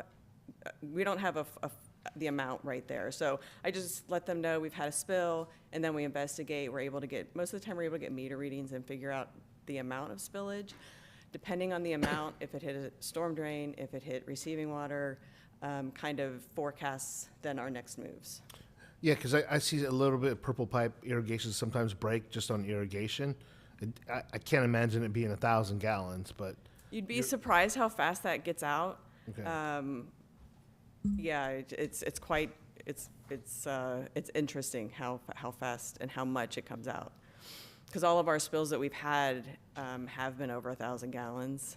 So, and I just, again, just as a recap of how much combined influent that we actually have had in the plant, how much treated effluent has gone out of the plant, and then how much recycled water has gone out of the plant. So as you can see, these summer months, we were getting really close to 50% of having recycled water from our effluent being used. Also, our residential... Excuse me, MG, is that... Million gallons. Million gallons, thank you. Yeah, so we operate on million gallons. Water is acre feet. So it's just a little difference. All right. So how many gallons in an acre foot? Quiz. How much? 325,851. Oh, see. Oh, that's an easy number to work with. Wow. I also just wanted to add the residential fill station use for this year. We didn't have our delivery system going on. However, people were still coming to the courtyard to fill up their recycled water. So just wanted to, that's 0.43% of our recycled water went out to residents. Our water conservation program, we had Cash for Grass so far, 74,000 square feet. We have 23 toilets that have been replaced. And we actually just got another Cash for Grass the other day, so it's they still come in. We did a lot of work this summer and continually on SB 1383. We are required, if you remember, to actually go out and do route reviews. We are basically randomly picking houses in the route, so Recology has sent over a spreadsheet. There's 20 plus routes in the city. So what we have to do is just randomly pick a route and go out and randomly pick accounts. And so we'll do maybe 5 or 6 in an area and move to another area. So what we're doing is going out, and we do like to look for each 3 carts, the green waste, the organics, and the trash. So we're actually flipping the lids. We've got pickers, we've got gloves, and we've got knives, and we're opening bags and making sure, looking at people's trash, their recycling and their yard waste. So their first weeks were digging through the trash. So interestingly enough, out of 126 residential accounts, so that's 3 carts per account, only about 2% had no contamination. And what I mean by no contamination is if we opened a trash can and saw a water bottle in there, or we saw paper in there, or we saw a cardboard in there, that was considered contamination because those things need to go in the recycling. We open the recycling and we see the Costco Coke, big cases. Nobody wants to take that plastic off of the cardboard, so it all goes in the recycling, or vice versa. The amount of food we saw in the trash can, it was a lot of food as well when we're supposed to be, recycling our organics. So to us, we saw that there's a lot of outreach that still needs to happen. Again, and especially recycling, there's a lot of recycling that's not getting recycled, or the wrong material is being recycled. So Pam, that statistic stuck out when I was looking at the agenda. Mm-hmm. So any contamination triggers it? Or, I mean, is there a threshold or? I mean, no, this was there's no, the garbage still got picked up. Everything got picked up. Oh, I know. Yeah, so it was, for us, it was like, if somebody did not have one piece of food or recycling in their trash, that means it wasn't contaminated. We're gauging contamination on how well people are choosing which cart to put things in. So. Yeah, I got a quick question on that same thing, like Yeah. what you were mentioning, because I got one of those little messages about having a shoebox in my trash can. And I appreciate you guys doing that, okay? Whose shoes were they? No, it's just, Shoebox. it's just a box. It's just a Nike box that went inside there. And I'm just curious, I got the note. They gave me the note, so I'm like, okay, I'll do better. But does that also go any further? I mean, is there like a track record saying, Pierre, if I find another shoebox, in the They're coming to trash- get you. No, but we'll look I at wanna your make sure. address and not come back to your house. Just got his phone call. The reason the chief went out with a phone call, it was a call to pick you up. Okay. Yeah. Okay. Well, Councilmember Washington, I'd do you one better. I ran out like a madman saying hi to Pam one morning, and she's inspecting my garbage. and I'm like, okay, let's do this together. She red tagged me too, man. I was super contaminated, even though I think that I knew what I was doing. He blamed his kids. Yeah, I blame my kids. It was my kids. I know where my waste goes, but yeah, it's actually the serious issue here is it takes a lot of education, right? And like I've been working with my family to do it. We're getting pretty good at throwing food and compost away.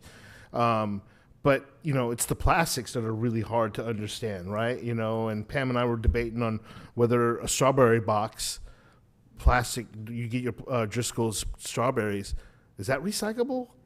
I don't know. But like clamshells, they're not recyclable. Clamshells aren't recyclable. Like, I didn't know, but it feels like plastic to me. You said it was a debate? Because I would go with whatever Pam. She wins. Okay. She wins. Okay. Yeah, but my point is, too, is like the education's there, and I got my little ticket, too, Councilmember Washington, so Vice Mayor Washington, so. I'm not The alone. tickets were supposed to be just an education, because if you flip it over, you kind of can see like what's supposed to go in each container. So it was more so those who didn't have any contamination got a that a boy sticker. So maybe that's what you root for. All right. Or that a girl, that a person sticker. I don't.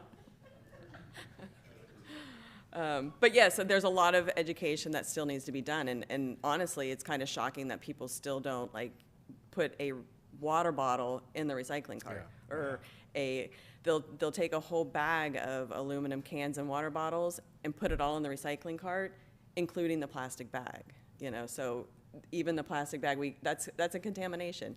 And like I said, that's how, you know, we just kind of, in our own minds, consider contamination. So next year, we will probably go to the same houses, just so you know. Hey, So. David. Hey, David. Yeah. Make sure. Yeah. And so, Yeah. and hoping that we'll find if people are paying attention to the education that we know that we now have to be putting out there. So just you know, as a metric to see if people are doing better or worse or the same. One of the weird things I saw when I was out there is shoes in the recycling.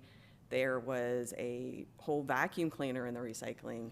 So I took it out and just put it on the curb. Like, you can't put that like e-waste in the recycling. So that's the only one I took out. Like, we're not supposed to be touching, you know, doing anything else. But anyway, so yeah, that's been quite an eye-opener for me and my staff, just to go out and to see what people are doing, and again, the education that we need to do.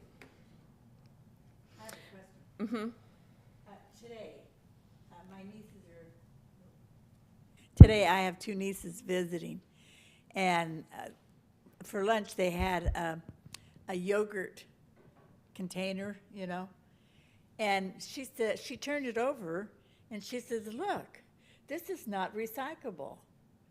It's got the logo, but it's got a line through it.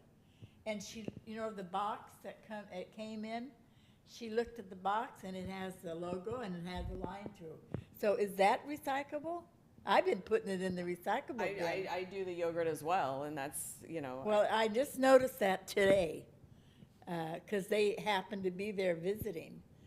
The other thing I have to ask is, at this point in time, I don't have a lot of yard waste, but I have a lot of food, and it's in the bottom, and I have these bugs flying around. Mm-hmm. I wonder, is a way to have a smaller container?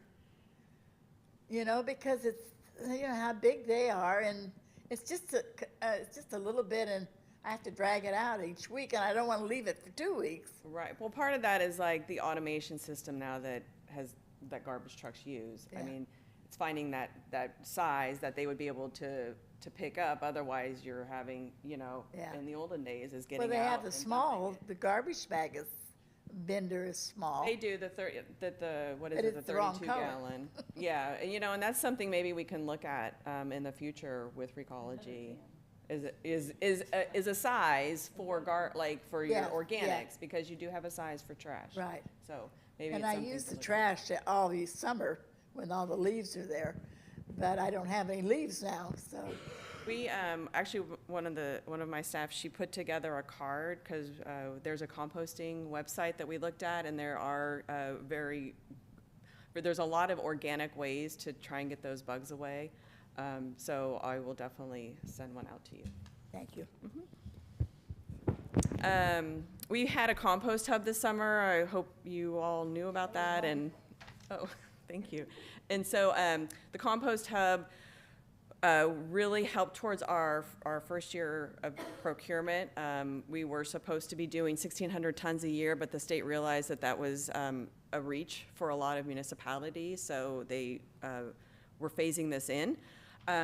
So phasing in, the first year was 580 tons. With the compost hub that we were able to have over the summer, we got to 86%. We are going to be using it a little bit more compost for some of the parks because they're going to be dressing the parks, which are it's supposed to, you know, help the soil in the park if you dress them with compost once a year. Pam, is there still going to be the compost hub next year? Hopefully we are going to have that. Actually, there's a grant for the SB 1383 community that Cal Recycle does that we're getting ready to apply for. So with that, we're hoping to be able to have if I could weigh in on that, that's in my neighborhood, and it's the odor issue with some of the neighbors. So I got that in the last couple of weeks that we had it. Yeah. So we are looking at that because I did hear that there, Yeah. I mean, I was talking with a few of your neighbors about that. So we'll try and figure out maybe another, it's just the community garden's a great location. Oh, it is. I mean, they just, every think when plot that- out there's got it. Yeah, I think with the hot weather that came towards the end there, and you know, maybe that's what we do. We don't have any when the weather's hot. We just have, you know. Oh, there's some way to cover it, but you know, that's, what here looks like a couple of dump trucks loads. I think toward the end there was like 4 mountains of it. So it's hard. It's But it obviously disappeared in about a week. Exactly. It's hard Yeah. to gauge. So at some point it was like they were calling like, we don't have any compost. So I'm like, you know, I ordered a little bit too much maybe. So it's just trying to satisfy everybody Yeah. with there's too much and now there's not enough and now it stinks. And so it's just there's a Well, fine it's- line. I don't know, my house is about 4 houses away, upwind. Yeah, the houses in the picture there, they're on the downwind side.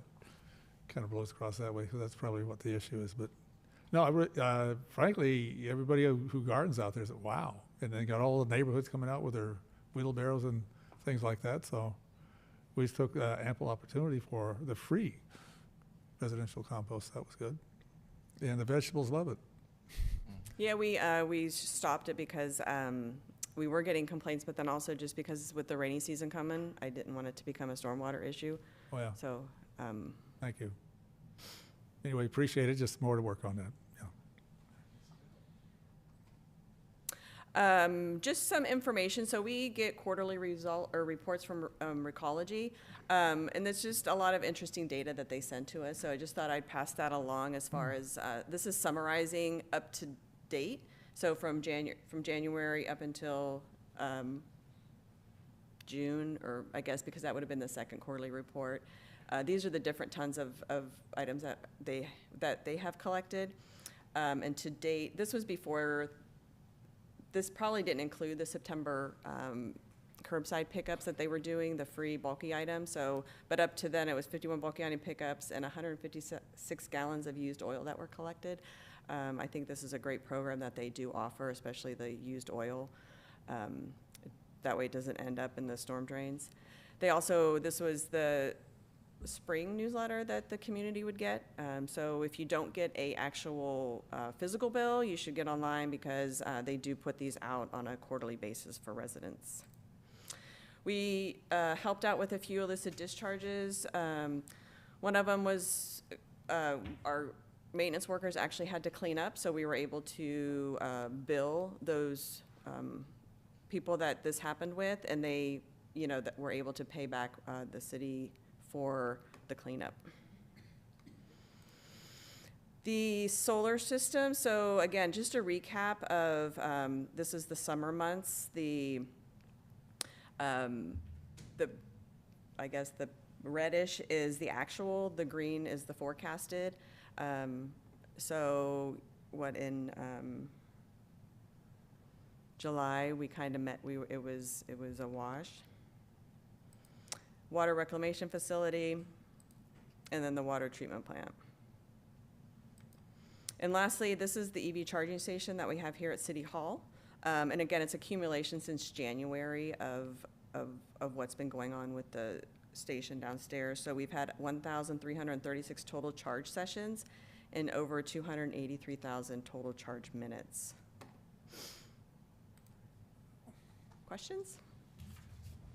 Thank you for the report. It's good to see what we're doing. Thank you. Just wondering on the plastics, big concern of mine. Matter of fact, Costco, if you got like plastic food wrap stuff, the film type stuff, they got a green container in there. Says if it's even bubble wrap, stuff like that, as long as it's clean, bag it up, put it in their container there. So I see that gets filled up from time to time. Oh, the one, there's a container like that at Costco? Walmart. Oh, Walmart, okay. Yeah. But then I go, I use the recycle center here on Danrose. I think it's, Devlin, excuse me. Okay. Yeah. So you go in there and I'll bring a load of plastic bottles sometimes and you'll see there's a chart on the wall and the little triangles and the number on it and it's X amount per some weight. How do we dispose of this type of plastic? How do we as consumer, I get what would be helpful is Recology puts out these little, it's like even a magnet piece you can put on a refrigerator or something you stick on your containers. This is what's acceptable in here. A plastic milk carton rinsed out is recyclable, apparently. Yogurt container, it's got a little triangle with a number on the bottom. I think they're usually like a 2 or a 5, something like that. Those are recyclable, so I do that. What about the other types of plastic that you get that still has a number stamped on it, like a 1? And what happens with that? Well, so that's just it, it's education, and if that isn't part of if that's not, the recycling, then it has to be in the trash. Or again, a lot of people just, if it has a 1 and it maybe isn't really supposed to have a 1, then when it gets to where it's supposed to be in the recycling facility, it gets turned out into trash. Oh, no, this is a PET. On these, that's the stamp under the 1. So I forget, it's a chemical name for what the plastic's made out of. I just don't know how we have a way of capturing this type of plastic load, which is tremendous, being able to reuse it. And I guess maybe it's more of a Recology question if they're the ones who's handling it all. It's basically a commodity. So if there's a way if somebody's recycling those, Yeah. then the garbage haulers will find it, right? And if there's Okay. nobody recycling those, then they Goes know away. it and it gets thrown away. Right. It's more of a secular problem that we have, right? I mean, you buy yogurt containers, you buy clothes, you buy shoes, Oh, you yeah. buy everything. It has to be made, and a lot of times there's an end use, and then it gets thrown away. Yeah. Well, I think I've mentioned it maybe once before, but there's look it up online if you got that type of interest. It's called catalytic depolymerization. So it's a chemical process where you take plastics and break them down into components that are reusable. I mean, plastic comes from petroleum, which is the hydrocarbon, and whatever the process is you treat it, the outcome is these different labels of plastic. We're just wondering if there's a more pursuit of that in the industry about how to recover the plastic to reuse it, because it's tons and tons of it just going into landfill or Pacific Gyre out there off the ocean. Well, and then you also have to think about the energy used to recycle that. Oh yeah. Right? I mean, Yes. so, actually, I just bought the silicone reusable baggies instead of using plastic baggies. I'm gonna see how that works. Okay. Yeah. Questions, council? No, sir. All right. Well, I would say take it to Devlin Road to Take it to Devlin Road? the e-waste, Yeah. or it could be a bulky item pickup. No, they got a bin for those over there. They got weed whackers, old computers, TV sets. My God, there's still big, massive TV sets. I'm amazed there's still any left around to throw away, but they do have a way of dealing with that in terms of whatever they sell it to. Somebody breaks it down. All right, council ready for public comment? We've had a little bit already. Anybody else wanting to comment on this matter? Anybody online?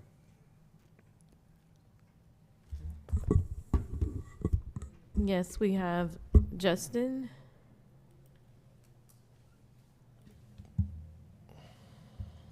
Good evening. I am. Good evening. Justin. You guys, I know we're not gonna be switching to can, bring it out.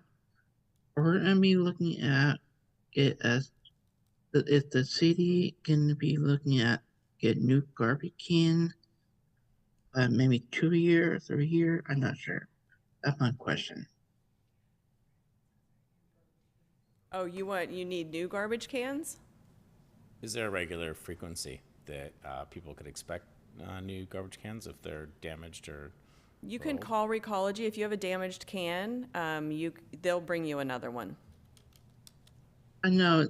I'm not gonna call them. Maybe I'm gonna be looking at in future when we get our new can, drain it out and place a new can. I don't know if that happen or not. They're not, they will not bring out a new can just as an overall, switching out your can. There has to be a problem with it, in order to get new cans. We're not getting new cans anytime soon that I'm aware of. Okay, thank you.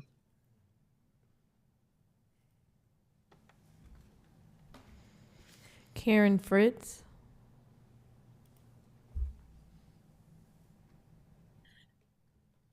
Yeah, hi Pam. I'm kind of with Fran on trying to get a smaller organics container. It's kind of tough when you look in there. It's like it's way down there because just a week with a couple of folks, you don't really have that much. And also, if we ever get any more of those nice little countertop ones that you guys got at one point, I never was able to pick one of those up. I'm not sure how many folks weren't able to pick them up when you guys had them out there, but I was one of them, and it would be nice to have it in the house so I could just kind of load it up and do it all in one fell swoop. But anyway, like Fran said, I'm all for a smaller organic waste container too. Thank you. Just as a supplement to that, if you wanted to fill it up more, you can put cardboard in there. You can put your paper plates. You can put napkins. You can put paper towels. I mean, those are all things that can go in your organics. Well, if I put my cardboard in there, then I'm not putting it in my recycle bin. Right, So but it doesn't matter. No, we won't charge you for contamination. No, that's completely fine. I won't get dinged like Pierre and David. No, it's just like I said, anything, newspaper, any paper, you can put in there along if you want to fill it up a little bit. That will also help with the bug situation if you have some bugs in there. Yeah, I line it with newspaper as well. So, and I do put paper plates in there. I usually have everything on top of that, and then I drop it down. But okay, cardboard too. All right, I could probably do that. And we will be looking at getting some more countertops if we are able to get this grant. So we'll probably get a few more of the countertop pails. That'd be awesome. Thanks. Good. Anybody else online? No more public comments. Okay, we'll turn to public comment. To tell Karen I have an extra one, she can have one. But what I wanted to tell you is I was having those bugs come in the house. Those little black bugs, and they fly around, and I solved the problem. What I do, I have cat, and I have cat food, and I put it in a plastic Tupperware container with a lid.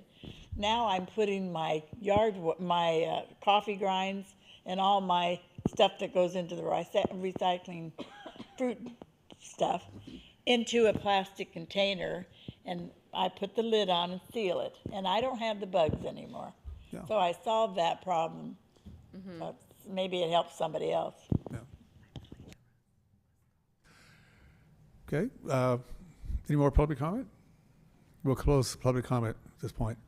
I just would something I would add for home composting. I get a hold of Master Gardeners. They do a composting event, usually annually, sometimes usually in the spring, but we might be able to, since we're into this new era here, be able to contact them for that. I've had a couple of their containers for years, and have the benefit of a lot of very rich compost in my house. And the veggies love it. So, yeah. All right. Anything further from council? I just have a really quick comment, Mr. Mayor.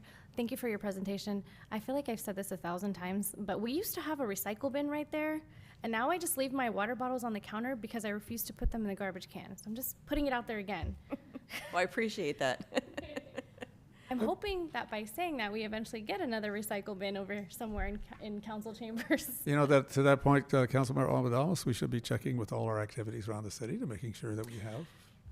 Actually, we are Get doing the that. containers. We took a inventory of all of the city facilities, making sure that all city facilities have a green waste cart, and we will be coming around and helping the facilities to collect the organics like everybody else. So that is, we are actively good. working on that. Let's make sure we have a blue container too for It's on my list. plastic bottles. All right. Thank you for your presentation. Mr. Hawley, anything further?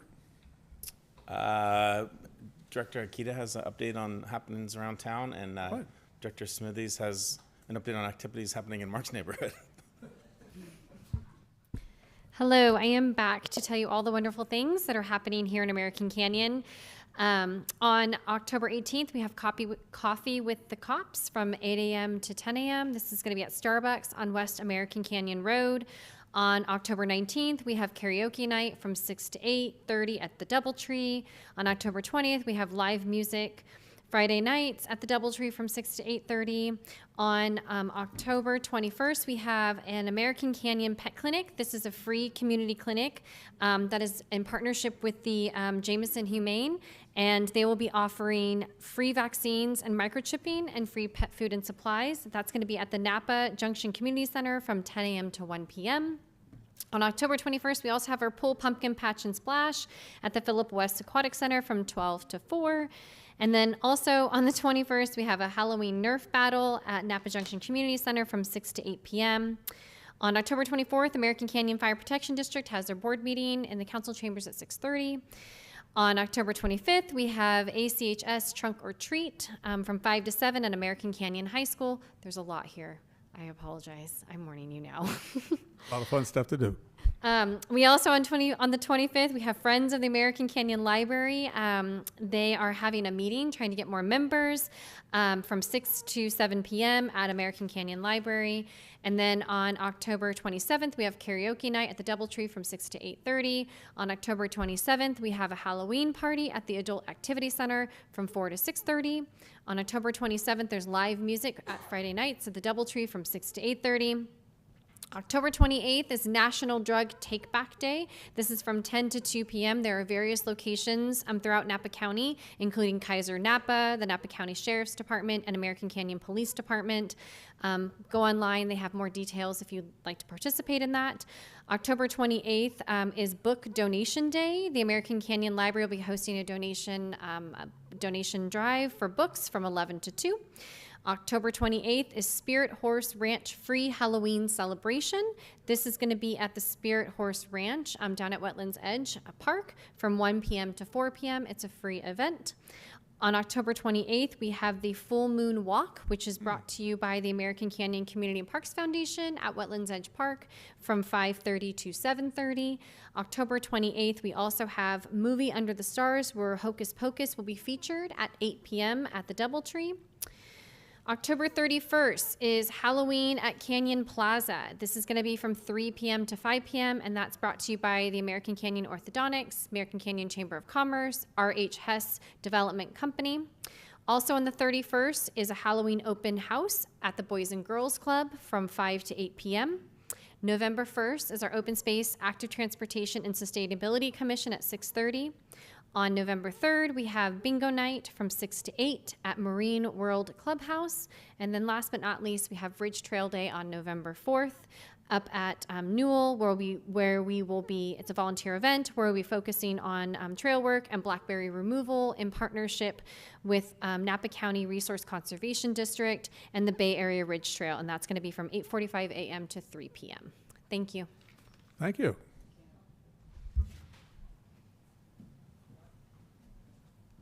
Good evening, Mayor, council evening. members. Good evening, American Canyon Community, Erica Almond Smithies, Public Works Director. Just wanted to give you an update. If you haven't been driving around Donaldson or Cookie Hill in the last few weeks, you've been not driving around that side of town at all. Today started the chip seal portion of the pavement rehabilitation. If you're up there today, you're able to drive around the city streets. And it looked really well today. Tomorrow starts the next phase of it, which is the rubberized chip seal. Please, if it's in your neighborhood, do not try to drive on it or walk on it. You will have tacky shoes or tacky tires until it's completed. But you've been properly noticed. You've been probably noticed to death. We actually noticed last week, and then we hand walked the neighborhoods the last few days, thanks to city staff for doing that in those neighborhoods and just trying to. We got already some complaints about too many notices and not correct notification, but we'd rather over publicize what's happening instead of someone saying, I didn't get the message.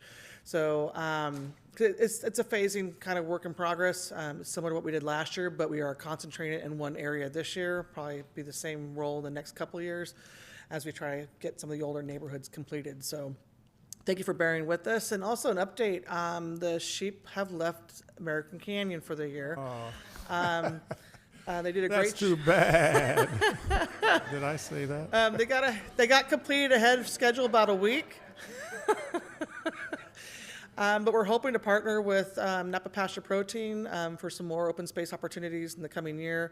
The herd she had was already lambing out. We had 20 lambs born the last 3 weeks. So she was a little dismayed because she had them on a schedule and some were probably bred when she bought them. So hopefully we'll have them come back in the next season and do quite a bit more here with the partnership with them, working with City Manager Hawley and Director Ikeda on doing more open space and around the city, because it really did. The operations team were skeptical at first, and then they're like, wow, they can really get in where we can't without extra permitting and bird surveys. And then when they limbed up so much on Montevino up in the neighborhood across from Veterans Park, they realized, look at all that trash that we didn't know was there in the watershed. So operations were out there today cleaning up some of that. I think the last 2 days I've been cleaning up in that area, the old debris, so before the rain starts. So teamwork. Very good. Thank you. All right, thank you. Thanks for the update. Anything further? That's all, Mayor. Thank you. Okay, we're moving on to Mayor, City Council comments, committee reports. Anything from council? Councilmember Joseph? Well, I was off half of the week. Unfortunately, I wish we were off this week because everything would be paved and we wouldn't have any problems. But so we were on vacation last week, so I missed out on all the good stuff. Okay. Did get to have a hurricane though. That was fun. Councilmember Oro? Yeah, I actually have a report from the Napa Valley Tourism Corporation and their destination showcase that they had a week and a half ago. Mm-hmm. It's in draft. I never hit submit on the report, so I will submit it next time. Just know that Napa Valley Tourism is doing well. It's my first time at that showcase.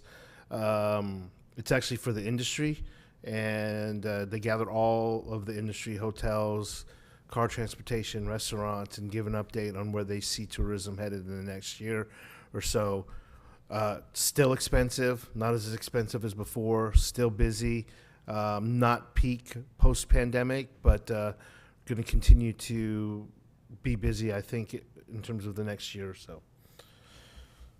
Okay, thank you. Councilmember Albadamos? Thank you, Mr. Mayor. I want to give a shout out to the Pumpkin Walk that was hosted by the Arts Foundation. That was so much fun. In case you haven't seen my pictures on Facebook, Farah loved it. We ended up taking home her pumpkin because it was her first real art project. But my dad did make a pumpkin, and he drew Mark Joseph. And he did leave that there as a consolation prize. So scariest one on the walk. It does say Bosa on the back, though. 49ers. But the front is Mark Joseph, apparently. And also, same with the firehouse. The open house at the fire station, that was super cool.